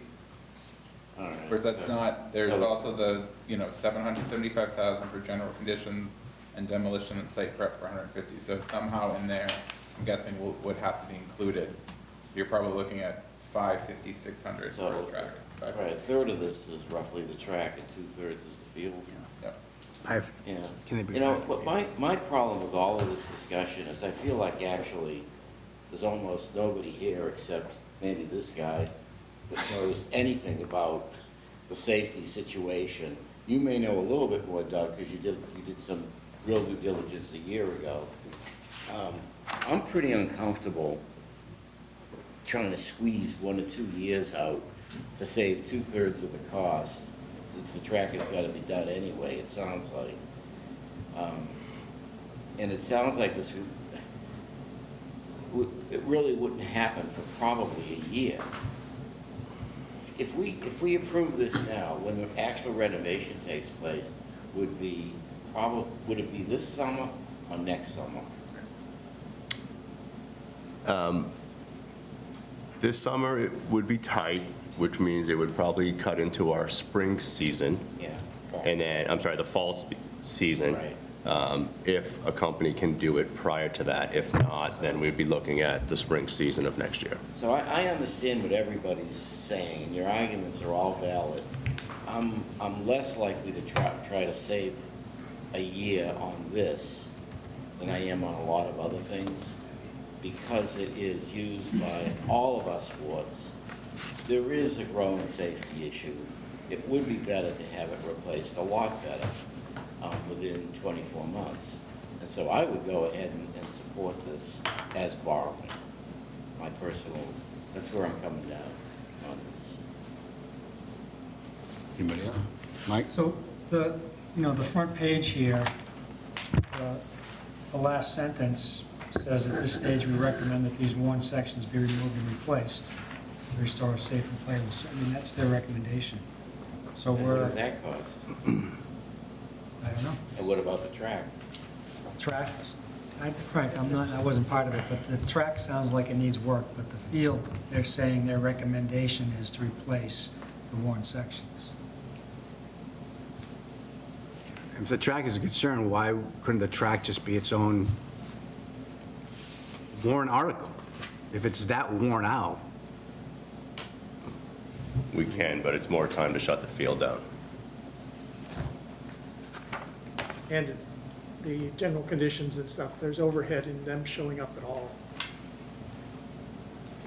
I think I'm kind of with Frank on this. I think that between a little bit of a safety issue and the fact that it actually probably won't get replaced for another year. I don't have it. I would vote the whole, can I make a motion, or is that out of? I would move to approve it as written. Second. Chris Campbell? Yes. So, Mr. Chairman, I think it's okay for us to have lots of debate. You know, this is the time for someone to offer an amendment if you want to.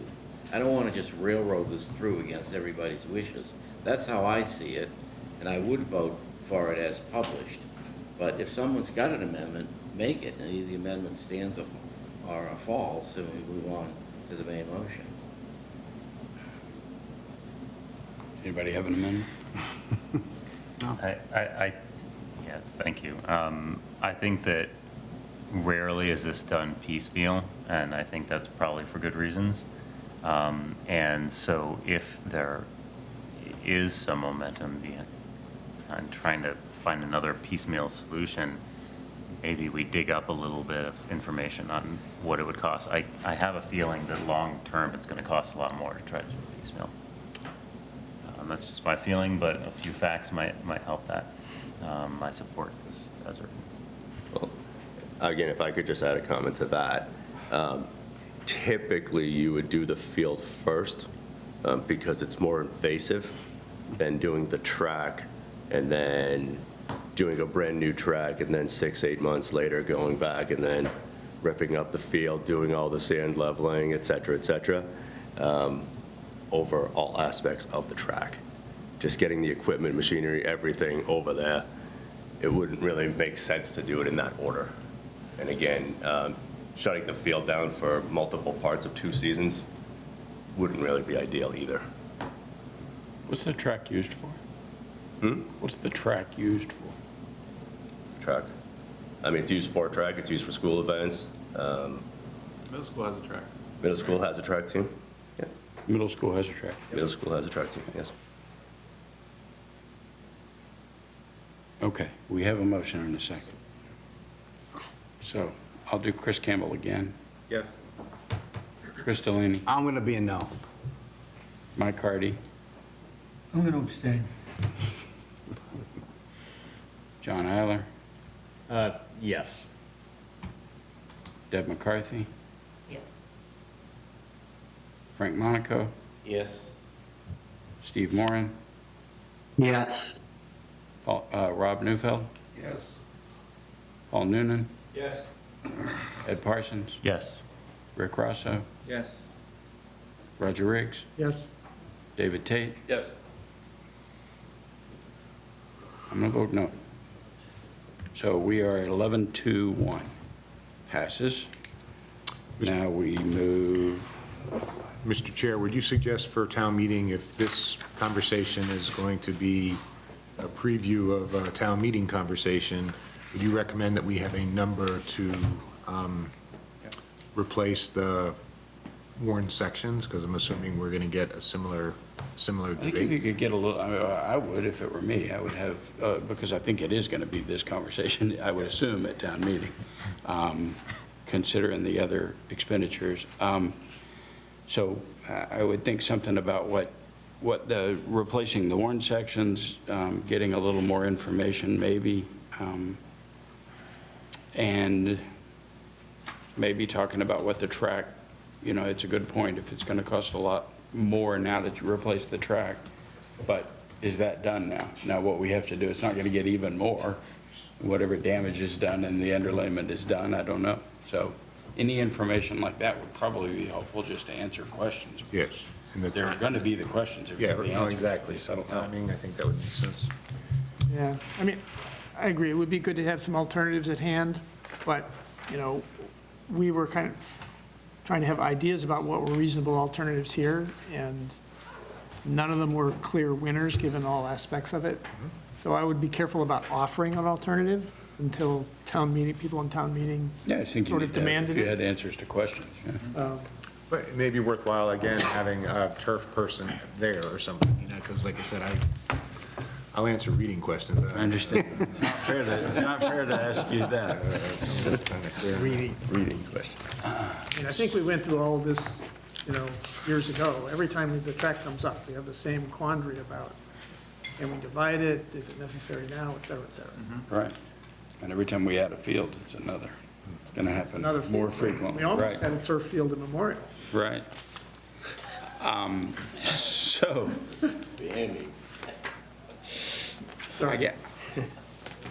I guess, so moving on, the Marshall Simonds Field bathroom, and we can just have the discussion within that about where we're at on Phase 1. I didn't want to bring that up during the Phase 2 discussion, but just how Phase 1 is going, because we're spending a lot of money at Marshall Simonds now, or trying to.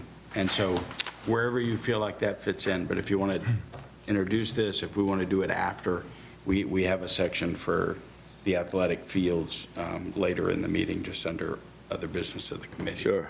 I'll start with an update. We have a design. We've worked with the subcommittee for the middle school field, and we have a design and a notice of intent submitted to conservation. So we need to proceed with that process. We've had our first meeting. We need to have our second meeting with that. There is some question right now on the wetlands delineation that our wetland scientists are working with conservation to determine if they have agreeable flags. But that is the process right now. We need a determination. And then if there is one that's not in our favor, then we will have to make some changes. If there is a determination in our favor, then we would proceed as submitted. And then what would happen is we would need to go out to bid. We haven't gone out to bid yet because we don't have the approval from conservation yet. So I can't tell you final costs, and I can't tell you when the construction will begin, because that would all come from the bid packages received. But that's where we're at currently. It sounded last night when Mr. Brooks talked about it, he talked about, it sounded more necessary, maybe it's just maybe we need to decide, do we want to change the size or the scope now before going to conservation? Maybe I misunderstood that. We're already submitted to conservation. I understand, So, yeah. but you've postponed two times it's been postponed, so something's going on there. Well, because we needed our wetland scientists to meet with conservation, right? So they've been out twice onto the property to meet with conservation. We do, as part of the notice of intent, we had one alternative already submitted. We are preparing another alternative to see if that would qualify as well, so. Okay. Yeah. Okay. So, So as part of the bathroom field, what you have in front of you tonight is a small little presentation. Basically, where I want to start with is if we get to the third page, I think you all see the request on the second page, $1,650,000. That is a $1.5 million request with a 10% contingency. Also, what's there? More copies of it. On the second page is the proposal to location where it would be placed, closest to the Locust Street entrance of Brushfield where the parking lot is. Once we get to the next page, the schools have completed athletic field facility audit. That was completed in 2002. It's a 930-page document where we asked an outside vendor to really just review all of our athletic fields. We did work in conjunction with the Recreation Department and added some non-high school fields as well. When I say non-high school, typically the high school and now the middle school has some fields that they use specifically for athletic events, whereas there are non-high school and non-middle school fields, let's say something like Veterans Park and TRW, that the school departments don't use, which we've added to those to the audit. The priorities were identified as the BHS turf replacement, which was completed in school year FY23, the Francis Wyman varsity baseball field, which should be completed by this Friday, if not early next week, Monday, Tuesday. But that's a renovation of the varsity baseball field. And then Marshall Simonds was up on the list as well too. Again, you see it as phase 1, phase 2 as the project was broken out at town meeting last year. As part of all of these audits or looks at all of these properties and all of these athletic fields, it's not just the quality of the field. They look at accessibility, parking lots, bathrooms, lighting, et cetera, and make some recommendations. They make some recommendations to grass fields, make some recommendations to turf fields, recommendations to bathrooms, to seating, et cetera. I think you will note, which I've noted on the bottom, that a lack of bathroom facilities was noted multiple times for our fields. Many of our fields in Burlington do not have bathroom facilities, period. That being said, I get requested a lot. I know the athletic director gets requested a lot at last year's town meeting. Town meeting members asked me specifically when we will be adding a bathroom field to that warrant article. And what you have in front of you is that request. This is a community request. It's on a school property, and the school department fully supports the need for bathrooms at these facilities. Why do we need bathrooms? I mean, hundreds of children and adults use Marshall Simonds Field weekly. Those are real numbers, right? So hundreds of them. We have one porta potty there. That's it. Anyone who's used a porta potty know it's not great. There's no lights in it. There's no running water. You can't wash your hands. It just does not meet the needs of the facility itself before we even talk about expanding or putting another new field on that property. We go to the next page and we look at the events that happened here. I think, Mr. Monaco, you had asked me who plays there. There is football here, yes. It's not our varsity who plays there. They may practice there. JV plays there. Youth football plays on that field. Again, soccer, lacrosse, field hockey, both boys and girls. Different teams play on there. School, recreation, community events play there. Our two turf fields are our number 1 and number 2 fields used in Burlington and are constantly requested. They're the first ones to open and they're the last ones to close in the calendar year. They just get the most use. It also helps that they both have lights on them, so they can be used later into the evening as well too. There's just an enjoyment to play on a turf field that people look for. So what are the features that we would be looking for in this facility? Men's multi-stall bathroom, wall-mounted urinals, women's multi-stall bathroom. Both of these would need to be handicap accessible to some capacity. family restroom, concession room with a window, and then utility room, of course, for electrical, plumbing, and mechanical.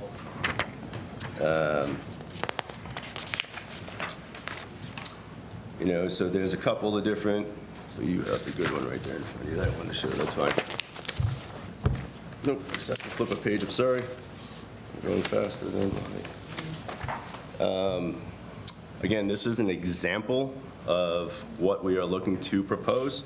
You'll see that there's two different ones. It's using the same footprint size building, but what happens is that one has more bathrooms and one has storage. Again, this could be configured 100 different ways, right? But what I'm proposing and what you see in the backup, again, same square footage size building, approximately 1,700 square feet. The one shown in this picture are approximately 1,500 square feet. That's about the equivalent of the one that's at the high school right now. And if you look at the one in the high school, it has two locker rooms, if you would call them, or storage rooms. It does not have a large bathroom facility on it, and then it does have a concession stand room in it. The one at the high school does not meet the needs of the high school field, so we would not want to replicate that at the middle school. So how do we pick a size, right?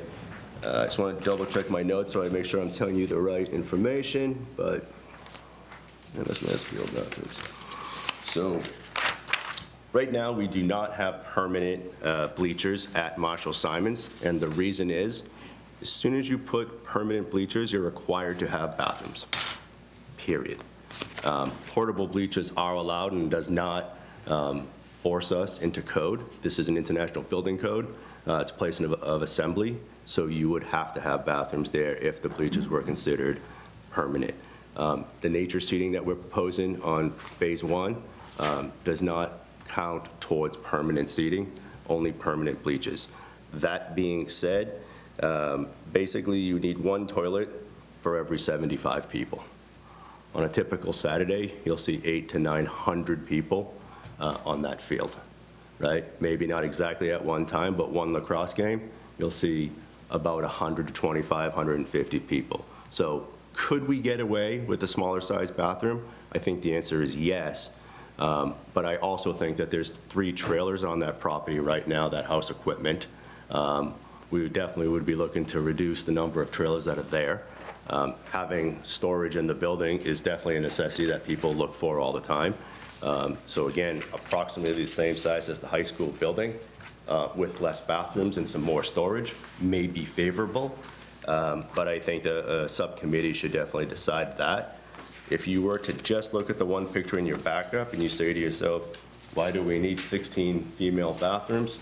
That would probably be a fully packed event. That would probably be 3 fields being played on a Saturday at an MIA tournament. So you'd have 6 teams plus parents. You know, there is the possibility that we could have 1,000+ people on that property and may necessitate having that many bathrooms. Again, we would only be required to do that if we had permanent seating, which we don't have, but it's something that we may want to have in the future, because right now, we don't have the seating and people just bring lawn chairs, right? So I think we want to get some more permanent seating strategically placed throughout the property. I think we want to have bathrooms, again, for the ability to use the bathroom, wash your hands. We don't have running water on that field. Again, maybe providing some filtered bubbler water would be ideal as well too. And then I just want to make sure if I get to the next page. So the next page, you know, where did this number come from? 150. I'm sorry, $1.5 million. In the backup, the proposal that you see and the examples you see are a building that was built in North Attleboro recently by an engineer and architect that I have been in contact with.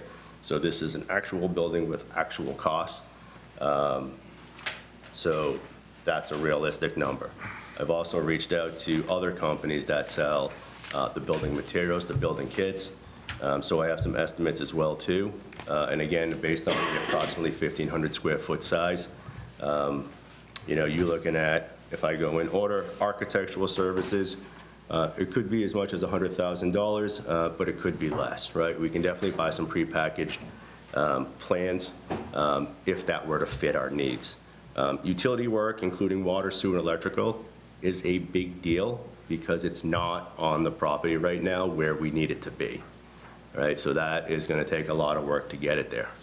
The rest of the building is up on a hill, and as we all know, sewers don't really run uphill, so we would have to pump. So ideally, we need to go from the bottom down towards the locust street or towards a sewer that's already in place there. So again, making these connections with electrical and water being closer up to the building, there's just some distances that we need to overcome. That means some site work obviously is going to be impacted, which you'll see an estimate for that. Again, materials, again, based on a 1,500 square foot building, roughly if you take away a couple of stalls, but then add some storage and some shelving, et cetera, you know, they have about an equivalent cost to it. If you were to shrink the building and take away some toilets, you could probably save some money, but then we just get into that happy medium balance of, you know, how many bathrooms are enough, how many toilets are enough, and whether or not we want to have some storage. And again, the labor is based on, again, a 1,500 square foot building, just for the labor of constructing the building. Someone would say $1.5 million is the cost of a house in Burlington. This is a house that we're building in Burlington. This would be a full foundation, full structured house. If you want to call it that, this would be similar to what's at the high school right now. This would be, you know, stone constructed building with a architectural roof. Architectural electricity needs to meet the building code. So this is not buying a Reed's Ferry shed and then just putting a toilet in it. So again, are there ways to save money? Yes, but that would impact the overall use of what the intention of this project is to be. And then, of course, the question is that, you know, is it the right time to do it? You know, I think the right time was years ago. We didn't. I think we should have. And then I think now that we're looking at, you know, adding a multi-use field at Marshall Simonds, I think it's a great time to at least consider it. So again, Mr. Chair, thank you. I did speak to the school committee. I am so looking forward to presenting this at town meeting. And I would see this as a community need. Again, schools will certainly get use out of it. It is on school property. We are presenting it. But again, I think the vast majority of use is going to be on the, when the field is utilized most on evenings and weekends by the community. So we will certainly have all the information. We will present it. We will justify the expense. And again, it's the school committee requested that we present because it's on school property, but certainly not going to say that this is an academic necessity for the school district. But again, I'm very, very happy to present this. And again, I'm sure there'll be other partners who want to speak to this expense as well. Subcommittee. So, like all of them, we had a lot of discussion on this one. I think one of the biggest things we discussed was the fact that it was tough getting this picture and then getting stuck on this picture, but there's only one porta potty there currently and going to such a large facility. And the idea are we going for the Cadillac and we just need the Camry here? I think people understand the need. I don't think that was where we were in disagreement. It was, do we need it? And then also, we have a bathroom at our other varsity fields, shouldn't we also have one at this varsity field? Ultimately, we voted 3 in favor, 1 against, with 2 of the in favors questionable, but wanting to push it forward. Part of that was the big conversation over whether it's being borrowed or free cash. We now know that this is borrowed, which may or may not change those votes. Roger. Very rough first impression. I'd be much more comfortable if this was an amount of money to design such a facility and have a committee to determine how big it should be and the rest of the things on the lot, so that you've got a complete picture before you came and asked for money to build it. And my first gut reaction was, You know, I don't know whether you can build what you really need with, 1.5 plus 10%, but it doesn't feel like there's enough structure around the whole idea to ask for the whole lump of money.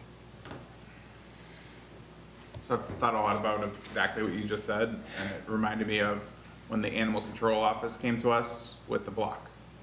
And we voted in favor of that. Yes, we asked them for more design, but basically we relatively did that here as a committee and town meeting. They didn't have a design, they didn't have all that, they just had a sum of money. So we have done that in the past. I think the sum was like $75,000. I'm just saying, we did do that. Order of magnitude. We did do that. Small. I mean, if I may, we also voted down putting a sign on the town green because people didn't like the specificity of the plans, and that was an even smaller project, right? Thank you, Mr. Chair. I would point out with the dog pound, we actually sent them back to come back with a plan because they showed up with a napkin the first time. So I've got a lot to say about this one, as you might imagine from our last town meeting where we discussed the whole field plan. In the detail area, I question, do we really need concessions at, Marshall Simonds and, kind of the Cadillac versus the Camry argument, is all this really necessary? I have concerns about the fact that this is more detailed than we had on the original 3-line quote that we saw, which small, medium, large, but it's still not the level of quote that we like to see for a project of this magnitude. It's encouraging that you have North Attleboro as a reference, but, it would be interesting to see some level of quotes to back up, $400K of labor, et cetera. But all that I'll throw aside, and I'll say my really bigger issue with this is that the field study is not a capital plan. Yes, it's a very large document. It has a bunch of recommendations of here's things you could do in town to make everything vastly better. And there's no doubt that if we did all those projects, everything would be vastly better. And there's also no doubt that it would cost $1 bazillion.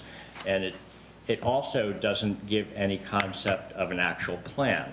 So, and this is exactly what I said last May, which is why I'm really going to dig in my heels on this now, is I don't see a capital plan for the schools where it has the fields in particular, where it has this year, we'd like to do this project, and it's going to cost this much. This is what we think we want to do for the next 10 years. I looked through the capital plan of the last couple of years, it's not there. So I don't have a sense of what I'd like town meeting to have a discussion on, and Ways and Means and everyone else, is have a discussion of when we look at the plan, when we take that field study, convert it to things we think make sense, here's how it phases out over N years, this is the amount we spend over those years, then I'd like to have a conversation, is that the amount of money we want to be spending on fields or not? The answer may be, yeah, that's a great plan. It may be that's, oh, gee, when you put it out on paper, that's more than we had in mind. I kind of suspect it's going to end up there. So I have a real problem that this, which wasn't on our capital plan, all of a sudden pops up, just like last year, all of a sudden the Brush Field project popped up and we're spending, originally it wanted to be 6.5, and we managed to haggle that down to 4.5, or roughly. And it's just the wrong way to do capital planning, ad hoc each year. Well, we seem to have this amount of money, let's do this project, or this is the next one on the list, let's propose this one. That's not a way to actually plan capital spending.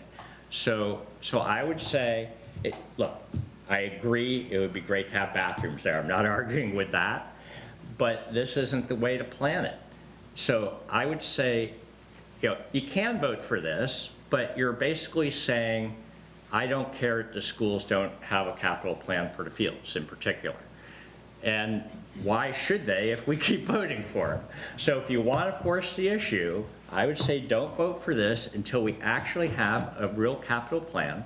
And I would also say, that schools and rec need to get together, sit in the same room, and have a coherent plan for all the fields in town. Because again, I think it's wrong to have, okay, here's what the schools want, here's what, the poor younger cousin, rec wants because, they have 1/30 of their budget, and, they're obviously not gonna have the same pull. So let's have a coherent plan across all the fields of this is what we want to spend per year, this is what it looks like it should be, and not approve any of these things that are probably good to have until we actually have that plan and we can think about it in its totality.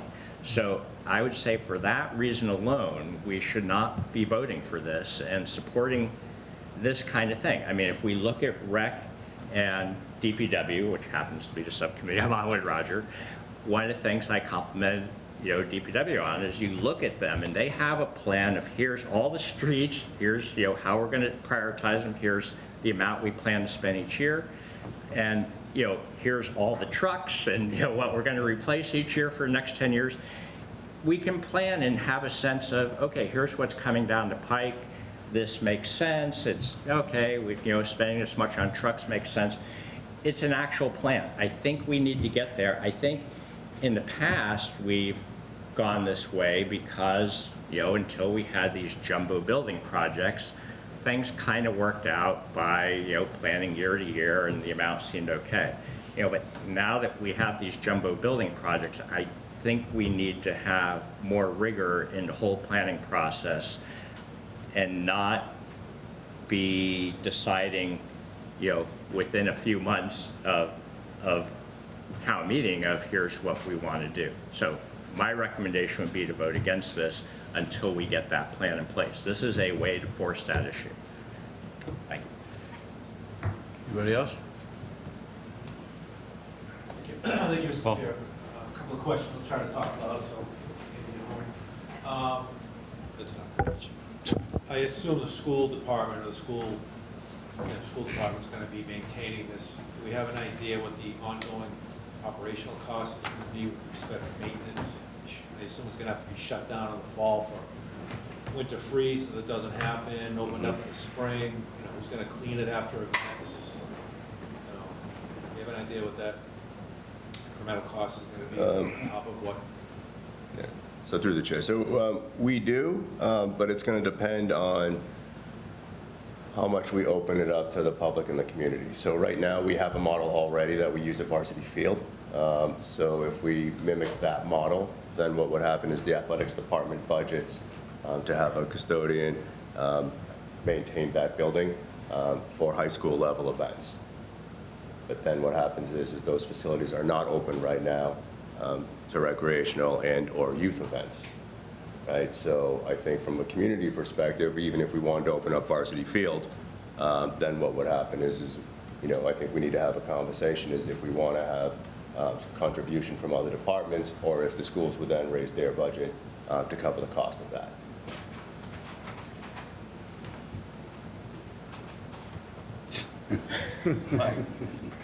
I'm just looking, anticipating. So, Mike is giving us a blessing. Muscle reflex. I'm just trying to look at the Marshall Simon Fields projects. And so last year, phase one was 6.77.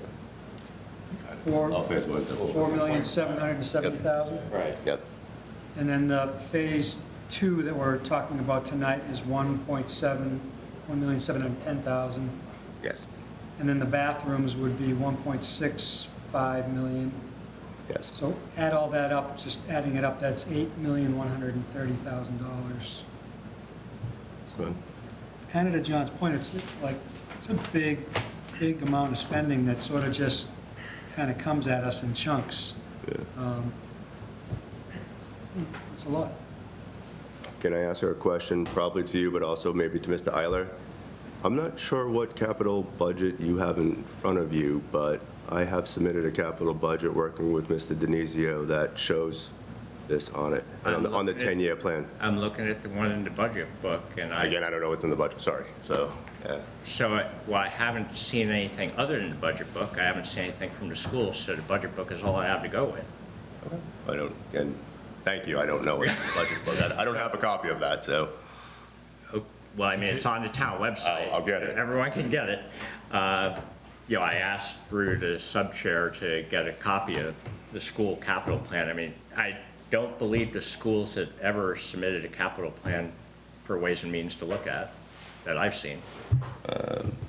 Okay, I think we have one, so we've been asked to put it together. so- Does it, I mean, I specifically asked last May, let's see the plan for the fields, the capital plan, not the study. Have you ever had that? I've never seen it. When I asked for it last year, no one jumped up and said, we have it, here it is. I will double check, but I believe you had a copy of it, and I believe I've also shared, maybe not with you, but I thought with you, our school's internal working 20-year long-term capital plan as well, too. So we have a 20-year plan, and we have a 10-year plan, and I believe what I've submitted to Mr. Denizio, and I believe is shared, which should be shared in that document that you're looking at, does reflect this bathroom, and does reflect Phase 2 of Marshall Simonds. I've never seen a document with the middle school bathrooms on it. Since it's been approved by the school committee? Yeah. Okay. Then I would suggest you guys need to do a better marketing job, because I specifically asked for this last May and no one gave it to me. Capital budget certainly should have it. I mean, have you guys seen a plan with the fields for the 10 years? I haven't. I gotta look at the latest one in the warrant that just came out. It's not in the budget book. It's not in the budget book, it's not in the warrant. It's not in the budget book. I So, would say so that, I would say, I mean, you need to market that if you have it. You need to get it into the plan with, you know, that the town administrator's putting together. Because that's the one we're working off of, that all a town meeting is seeing. And, you know, again, it was specifically brought up last year and it hasn't been addressed, so. Again, I Last think it's thing I been got for addressed you- but not communicated, Mr. Ives. Okay, So we gotta- again, I think that's- Addressed in the sense of, well, I mean, it's great that you have one, but it doesn't really count if no one can see it. Well, again, I think we've been communicating with Mr. Denizio, but we will make sure that we expand that communication, and how that went over this side, I don't know, so Yeah, you know, we'll check. And I appreciate that, and I We think. did not ignore your request. I appreciate that. The thing that, you know, one of the things that, you know, that the finance team specifically committed to is at this town meeting, they need to do a presentation on the capital planning and what the capital plan is. So, you know, I can only assume they're going with the one that's in the budget book, because that's the one they have, which, you know, doesn't include this stuff. So again, we're going to be in a situation of, here's the 10-year plan, and then here's this other stuff that seems to be coming up that, you know, is adding up to $8 million. Yeah, let me just have a conversation, and Yeah. it's late now, but we'll answer that tomorrow. Okay, that'd be excellent. Thank you. I have a draft from last September 16th, before it was, while you were still talking about it. You sent it to me and just said I wanted to share a draft. From the school committee? Yeah. The long-term capital plan? Yeah. Point of clarification, are we talking about the one-page table labeled long-term facilities planning, September 2024? Yes. Okay. That's the school's internal 20-year planning document, and then we have a 10-year capital plan that I work with Mr. Denizio on. I don't think I have that. I have the one page that says draft. So When was that sent? Last September. Oh, was there anything this year? No. Okay. So, Frank. Thank you, Mr. Chairman. So from a macro point of view, you know, I completely agree. This has got to be done a whole lot better across the board from a capital planning point of view. We've talked about this ad nauseum in subcommittees and whatnot. I agree. Set that aside, which I know is very difficult from the point of view of a forcing function, from the point you made, John. But setting that aside, and if you just take a look at what we've already done, we've committed already $4.5 million to the Marshall Simonds Field. It's one way or another, something's going to get built down there, either one field or two fields, right? I mean, that's a done deal. And at least we had a mixed vote, but we also supported the renovation of the existing field, so you got 2 fields there. Here's the problem. The Marshall Simonds facility is much more a community recreation and sports facility than it is anything else. It's not a school exclusive project. If anything, it belongs more under rec than anything, and it's become significant. It's real, it's there, there's a lot of money sunk in it, and more importantly, town meeting beat the living crap out of us to get the $4.5 million to build this field that's there. So the community has demonstrated at the town meeting level, they want these facilities. Given that those are true statements, the conclusion I would come to is a porta potty is probably somewhere between a Fred Flintstone and nuts to support this facility. So the bathroom problem, the lack of bathrooms there of sufficient quality and capacity and modernness is, to me, it's actually embarrassing, but it's indicative of lack of planning. But even with our lack of planning, we've got these 2 fields down there and no bathrooms. So we need to do something. And I think if we go back to the big picture and try to sort this all out with sort of a master plan approach, we could have, I just don't think that'll go real well. But I also think just voting for this, $1.7 million to just build a field house of so many square feet is still, you've still got it, that's how we got into trouble with the field that's going on down there now. We don't know if it's 1 field or 2 fields. We don't know where the wetlands are. There's, the lack of planning even on the specific project is an issue in my mind. What I would like to see happen is that we put enough money in place in some sort of a field house committee that comes back with a hard proposal of, we've concluded with community input, this is what needs to be built there to support the 2 fields with lighting, with seating, with parking as a town facility. This is what we recommend, and some more solid idea of justifying how many bathrooms, how big it is, how much it's going to cost, and bring that back for funding.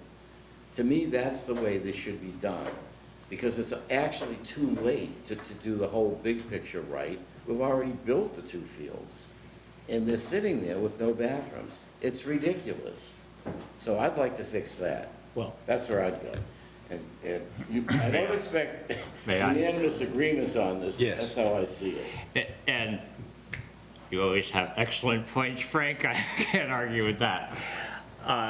But I would say it's exactly as you said. The way we got into this mess is one project at a time. And until we actually say it's important to plan, then execute, rather than the other way around, we're going to keep execute, because each step will seem perfectly reasonable. And I'm agreeing with you. And so this is the time to say, let's plan, then execute, rather than say, let's just do one more, it's only 1.7 million. Well, I think that's the the wrong I don't want approach. to vote for the 1.7. I'd amend this to whatever it costs to give a committee enough support to get consulting if you need it and figure out what we need to build there.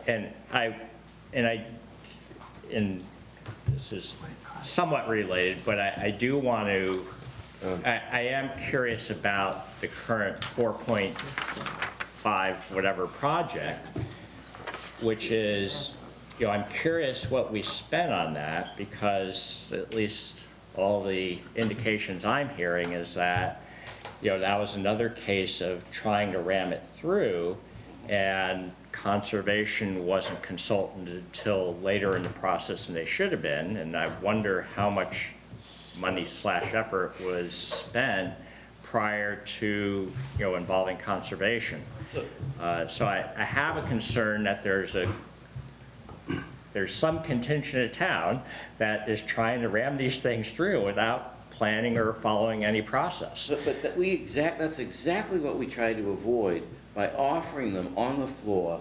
I think it was $500,000 to go do a study for the Marshall Simonds fields you wanted to build. And that didn't happen. And it didn't happen. That is a huge mistake, and that's why, or to some extent, in the mess we're in. And that's why we need to stop now and actually plan.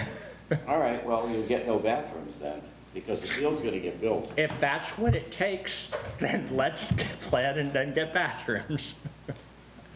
Or get Mr. Chair, I just want to maybe have, I'm not sure this is even the right conversation to have, but the facility is working to support schools as it is. So as a offshoot of our middle school athletic teams and as a part of our physical education program, the facility works, the track works, the turf field works. If you're expanding the use of school facilities to include varsity sports, which makes sense, we're responsible for that, but all other recreational programs in town, then yes, we have to be part of that planning, but I think it has to be broader planning than just for the school department. I agree.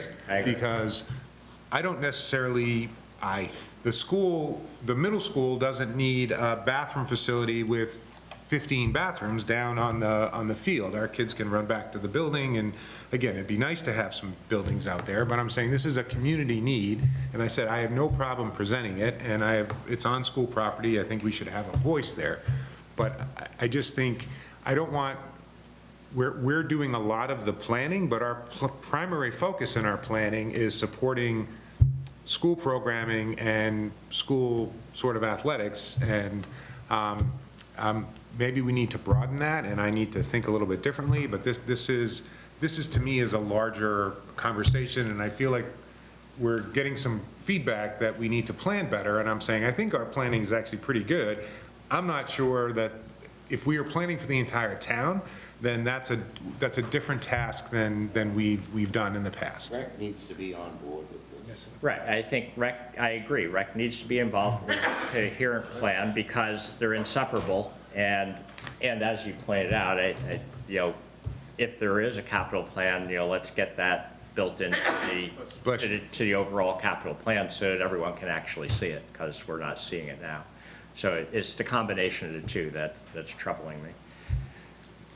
Chris? So I think that these are the conversations we should be having, because our goals here is to make recommendations for town meeting. Not necessarily decide for town meeting, but make those recommendations and hash some of these out. But I think we've seen, or hopefully we're seeing some clear themes here of our boards need to be intertalking, and we need to be vetting these and making sure that we're all kind of aligned. In the same sense, I don't always think we have the pulse of town meeting, and I think the brush field is the perfect example of that. Then went forward, and there was a lot of community support and a lot of pressure, and to be honest, a lot of really good debate. How do we want to prioritize our funds? And I think we need to have more of those. And while I love that they rely on us in town meeting, because we put in a lot of work going through all these budgets and warrant articles, they need to have a say too, and they need to be thinking, and constituents need to be involved. So I think for my thing, I'd like to make an amendment to this to make it to 1.1 million. Go for the small, and then see where the appetite is. Second, that amendment?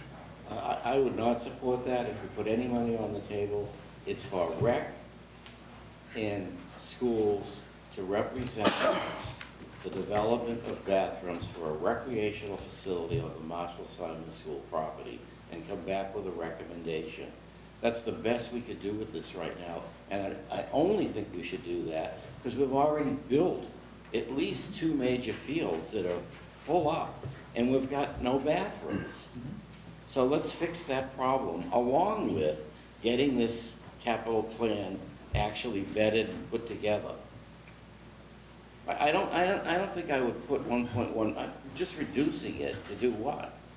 We need to know what the hell it is we're building. I was taking that off of the small from here, because that's where they got the medium, the 1.5 with the 10%. I don't even know if that's the right thing to build. Well, then they come back and say they need more. No. That's a bad. Go off and figure it out. Take 5 people and figure it out. Thank you.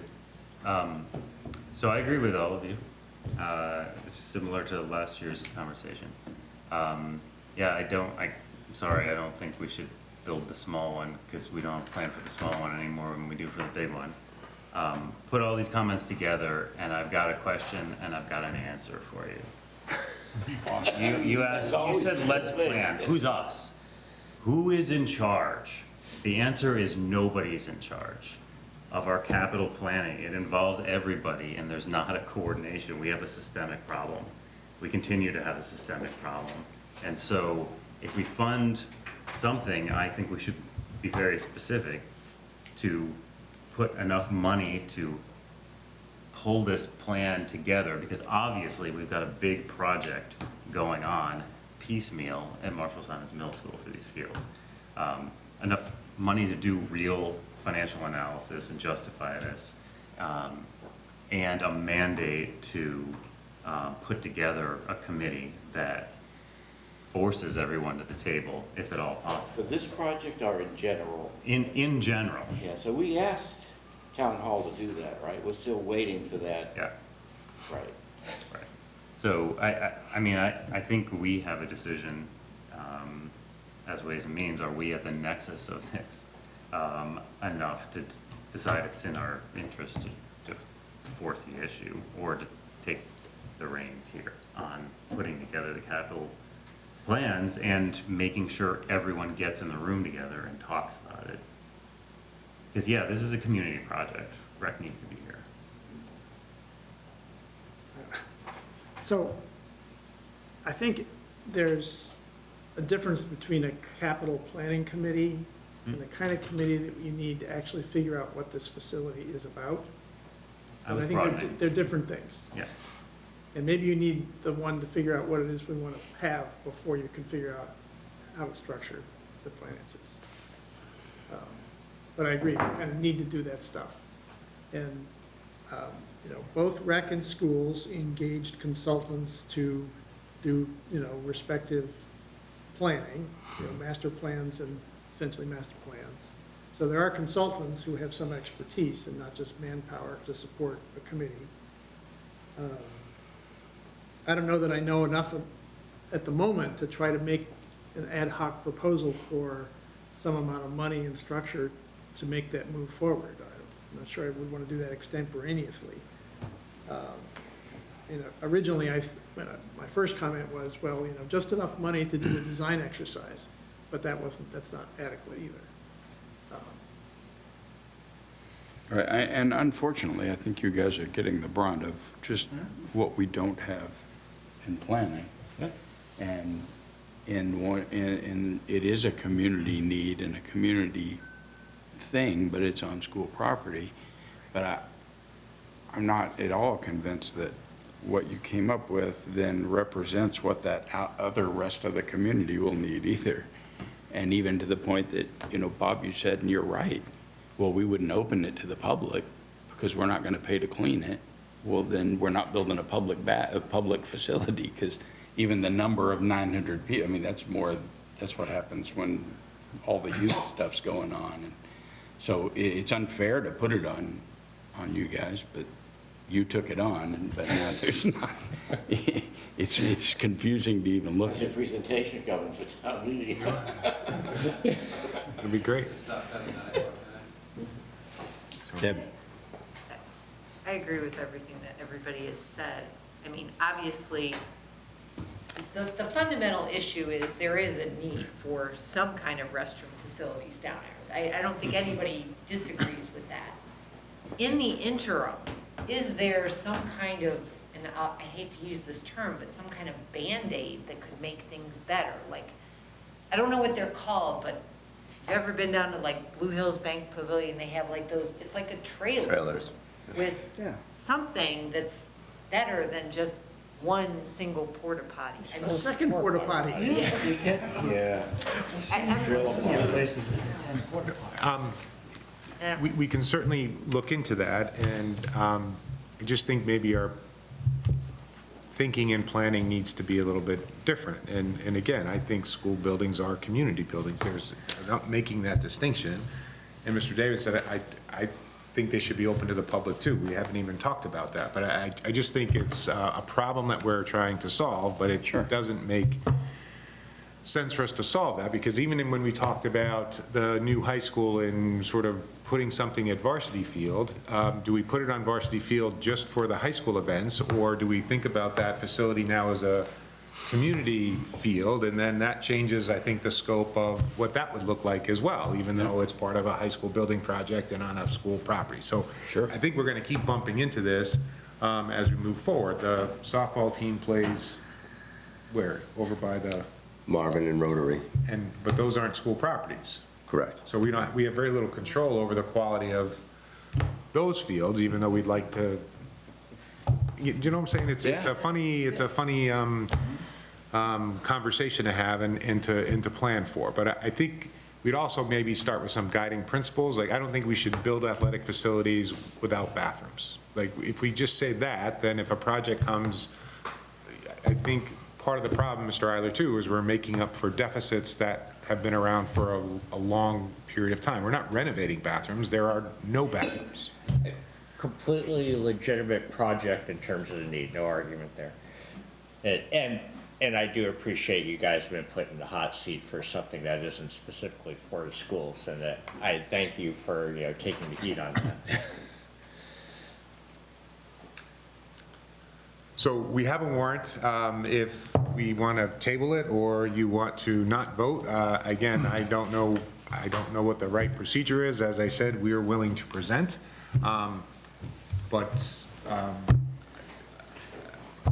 If I could comment, if I'm gauging the room and there is not interest to support this, then I would respectfully ask for funding to plan for it. Can you put a little more meat on those bones? The number that I have for architectural services is $100,000. So will there be a committee wrapped around it of some kind? I think we'd have to. With rec and... I think we could commit to that. That's the direction I would go in, and it does nothing to solve the bigger problem, other than it gets us going on this specific need, as opposed to going nowhere. And I would not put up $1.7 million with this, we don't have enough information. You got that message. That's pretty clear. I would not support this as published. I would support that idea. Right, and I even think it's important, like, location, because you're really putting it on the farthest corner of how you would get to the opposite field, and it may be that somebody says, especially if you have to shrink one of those, the other field, and if it turns out that you can get to sewer lines on McKechnie versus trying to get all the way to Locust or down the hill, or, I just think even placement could be different if you had some engineers or some architects involved. David, you haven't spoken we on still it. don't know what we're gonna do yet with Breck Field. Right, the design isn't done yet. We don't know what we're building there yet. Yeah. So, isn't that, again, we're talking about studies and all that, until we know what the complex, I wholeheartedly, there should be bathrooms there. There's no question about it. We're building a new complex. There's gotta be bathrooms there. I'm amazed that there weren't bathrooms in the original proposal when we were talking about redoing the field. There needs to be bathrooms. But I can't see approving a dollar amount, a location and all that until we at least know what we're building. Right. So that way we can position it and figure out what's being done. Position it so that we have a bathroom plan at the best place. I would even ask, like, there used to be bathrooms, and Pop Warner had a whole storage area, and the police stored all kind of stuff in the basement under the gym, or right at that parking lot, right at up the hill. Now that that's all going to be accessible, is there room in there to build bathrooms inside the building where you already have sewer and you already have water, and it's accessible and it's closer to both? I just think any planning or any engineering. That's part of the renovation. Sorry. Yeah, no, I'm just saying, any look at the whole facility. Because, the biggest cost is going to be utilities to there. It's a long way to anything. As my good friend Frank just pointed out, when I suggested doing an amendment, that we should either vote for it all or not. And I think that that's exactly what we should do, is vote for it all or not, and then let town meeting floor decide, do we want to take that up or not, and then amend from there, rather than us having that, if it seems that we're all somewhat split on what to do. So I will make the motion to do the full amount of $1,650,000. If there's a second. Second. I think that's the right vote to do.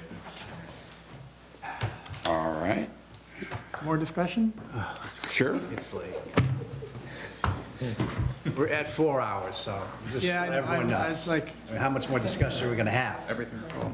I think people's minds are made up at this point. I mean, yeah, I guess I don't think this is going to lead anywhere other than us getting out of here by 11:15 and a long conversation at town meeting, which has no focus. So I would have gone with Frank's idea and what Bob suggested, which would be for some amount of money to do a study, even if it's $100,000. Anyway, but since we have a motion on the floor. We can always so we make gotta another vote. motion. We can amend it. Or we can make them, We need to get through any amendments we've got. You've already got a motion, you can amend it, you gotta start voting on something.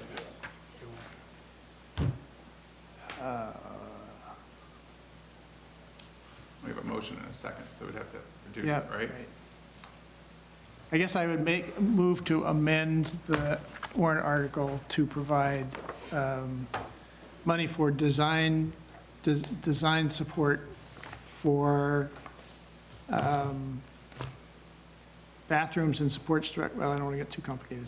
Bathrooms for the sports complex. for the sports complex. For the sports complex at Marshall Science. In the amount of, I think 100,000 is too high, but that's a good enough number, $100,000. I second that. So we have an original motion that was seconded to approve the entire amount, but now we have an amendment that's been seconded to reduce that to 100,000 for design only, basically, for the complex. So do we vote on the? So we vote on the We have to amendment. vote on the amendment first. So we're voting on that amendment first. We're going to go with Chris Campbell. No. Wait, so we're voting on the 100,000 for design? Yeah, amending it to Amending it to 100,000 for, Only, we're only voting on We're only voting on making the amendment. We're, What are we gonna vote again? Thank you. And then we'll vote again. we're not actually voting to approve it. sure. All right. Hold on. I'll give a very brief pitch. I think that if we vote mixed, we're going to have hissing on the floor and with, devoid of leadership from us, should we be able to provide it. And I think the leadership we can provide is by offering an alternative, which is to fund planning rather than fund the whole thing this year. That's why I'm in favor of this. Just a point of clarification, on the architectural services, is that gonna include any type of study on the amount of people that go through? I know you said it could be up to 900, but or is it just gonna be strictly location and structure and so forth? Can be what you want. So we have international building code that we have to comply with anyways. And then we can take, we can get numbers from obviously the attendance at our games and at our practices. Okay, I guess I have some concerns about still, even if we're saying, okay, it's 100,000 for architectural services, if we don't know, my biggest concern or issue is with the current, at least the current facility, I think it's oversized. But if we don't know really what the amount of throughput, if you will, and people that are gonna be there at the same time and so forth, I think we need to sort of scope that out first before we even consider paying an architect to draw up something that we don't even know whether it's gonna be the right size or not. So this is also, has to be paired with a committee. Okay. To determine the usage pattern, desired usage I, pattern. I agree. I'm thinking more of a business plan, not an architectural drawing. So we'll be paired with the study and I. Well, we should probably put it in that amendment to fund a study and business plan, for lack of a better word. Okay. Yeah, so clean up the wording for that, for the amendment, and while he's doing that, I want to say something. Chris, if we put this with a no vote at 1.6 something million on the floor and let town meeting figure out what we should do, in my opinion, that will go nowhere useful. It's too amorphous a thing to throw on the floor. We should provide some leadership. The best leadership we can provide is to amend this down to something, all get behind it, and ask them to go figure out what the hell it is you really want to do, taking into account what field is ultimately planned to get built down there. And you'll know that in the course of this, 6-month study. You can take all the time you want. I'm not even sure you need much money. You need a committee, and you need to figure things out, and you need to get someone to help you. And that's what we're asking you to do. So that's for next year. Yeah, that, Please. thank you. I think I'm putting together what you and Roger said, is I think, and David, is that we don't know what we're building quite yet. It hasn't even passed conservation. Right. It doesn't require $100,000 to get a committee together to think about what the hell we're actually trying to do. I'm done yet. So I would say amend it down to $0 with the recommendation that there's a committee put together to actually figure out what the hell we're doing. Well, he asked for. What the hell who's doing though? What you're doing or what we're doing? 'Cause Wait, what's that? I'm sorry. I said, who's doing what you're doing or what we're asking to do? What I'm suggesting that you might want to volunteer to do Okay. is form a committee to figure out what the hell this is all going to be once we actually know what we're putting on Brushfield and it's approved by conservation, so that we know what we're actually trying to, deal with. I don't think we want to go off hiring architects and spending money to do a bunch of, utility plans to get to, we're not at that point yet. It's premature, I would say. If I could, I just want to remind us of our vote from last year on the Marshall Simonds Middle School field. It was a vote of 4 in favor, 8 against, to 0. So it's kind of going counter against of what some of the points we're trying to be made here is we can disapprove things here and still let it go and have the conversation. And get approved. Well, I was going to say, And get rolled. Bob just made the point. Didn't you say that last year at town meeting, everybody was asking, what about bathrooms? So, there is a concern that if we push the full amount forward, they'll just say, yep, let's go. Do it. Yeah, because town meeting doesn't think about the big financial plan ever, which is how we got into this mess. Ms. Monica, That's a prerogative. share some wisdom. Absolutely. I don't want to see what happened last year happen again, where you have a negative vote, and we go to town meeting, and we get clobbered, and, we don't get clobbered, we get what we asked for, but, it didn't. We got clobbered. Yeah, right, exactly. Still getting clobbered. And so, but I disagree with my dear friend John, that we should simply have a committee. We have a committee that's been working on the backfield. And what we need, we know we need the bathrooms. What we need is money, maybe not to do the whole project, let's take the time and plan it, but we need the money to do the study, where should it go, what's the exact cost, and design it. Let us at least get going on it so that we can come back when we come back. I wanted to say next year, but I wish we could come back sooner, actually, because I think these bathrooms are, I'm not going to use them. I'm not going down there to games, but we need the bathrooms. So my point is, don't just tell us to go away and get a committee. Give us the funding to plan this thing. That's all I have to say.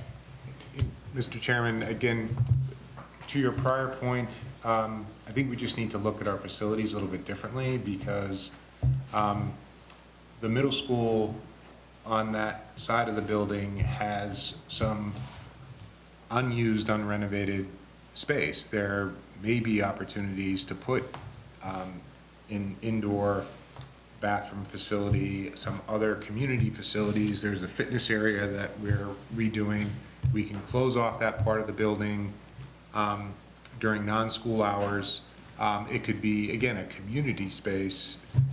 And it always requires more money, but it might be something that's worthwhile if the community is looking for an indoor recreational space, storage, bathrooms, and something like that. So I think, Mr. Eiler, you get tired of sort of the piecemeal solutions that come together, and I just think we have to look at things a little bit differently. So again, some design money would be worthwhile if someone could come up with a solution.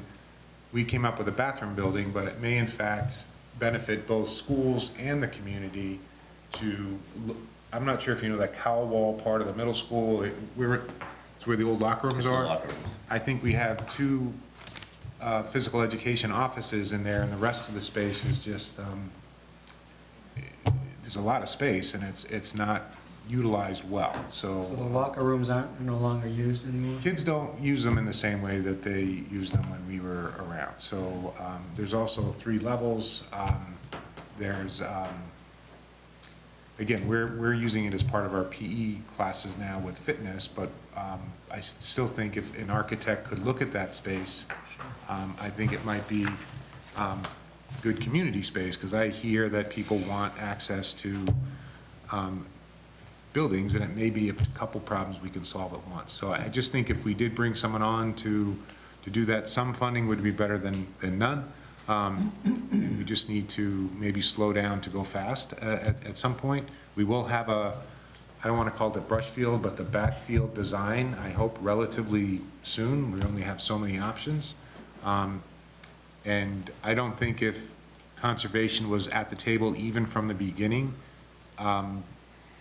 this would have moved any faster, because we uncovered some issues as this process has moved forward.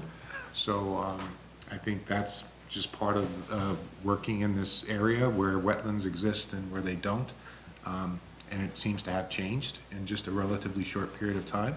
So we need something, and I'd like to go to, as Mrs. Monaco said, I don't want this designed and solved on town meeting floor, because we don't have a whole lot of control over it. The solution may be something that none of us sort of want at that point. So again, some money I think would be a solution to Dr. Parsons' point, and I think it does allow us to make progress that's we'll come up with a solution that is acceptable to everyone. Because this really shouldn't be that hard a vote if we presented a good, well thought out solution, right? We all say we need bathrooms, you just don't like what we're saying. So it's not the need that you're questioning. Right. Can I propose actually that we try to put this off a week, that we pull back out of the motions we have on the floor and make a motion to put it on the schedule for Postpone next to week? next week. Hmm? Sure, yeah. And then either one or more of us can actually craft a cogent motion along the lines of the things we've been discussing. Sure. And I'll just say, I love you guys. And we'll leave it at that. All right. And I find your argument compelling. I'm on board with the have a study plan. All right, so I'd like to withdraw my motion to change the article. Do you concur, Edward? Since you seconded it, I think. Just before I do that, And I'm just curious, what would a consultant cost?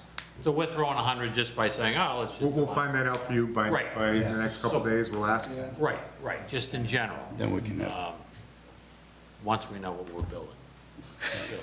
a cost and a deliverable. What do we get for the money? And I would layer that consulting on top of the plans we're already making and just consider the whole facility, because I think I can sell this.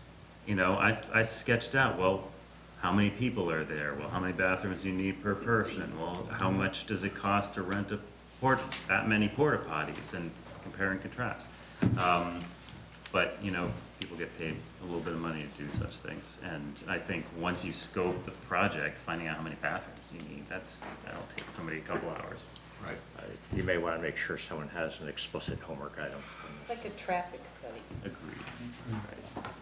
Chris, you'll withdraw. Beautiful. Roger, will you take the lead on that? Thank you, My Roger. foot in it. Excellent idea. It seems I have already. We trust you implicitly. No, never do something implicitly. So, motion to postpone Motion To to next approve week. to next week. I will put that on the agenda, and we'll do it first.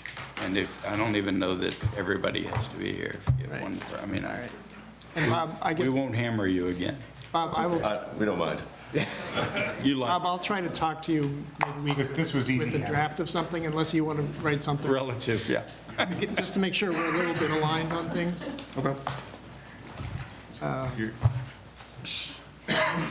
Okay. So, a motion to postpone has been seconded. Chris Campbell. Yes. Chris Delaney. Yes. Mike Hardy. Yes. John Oliver. Yes. Deb McCarthy. Yes. Frank Monaco. What are we voting on? Motion to You Table. Yes. Just say yes. Steve Moran. Yes. Rob Neufeld. Paul Noonan. Bathrooms Ed on the Parsons. Yes. Paul.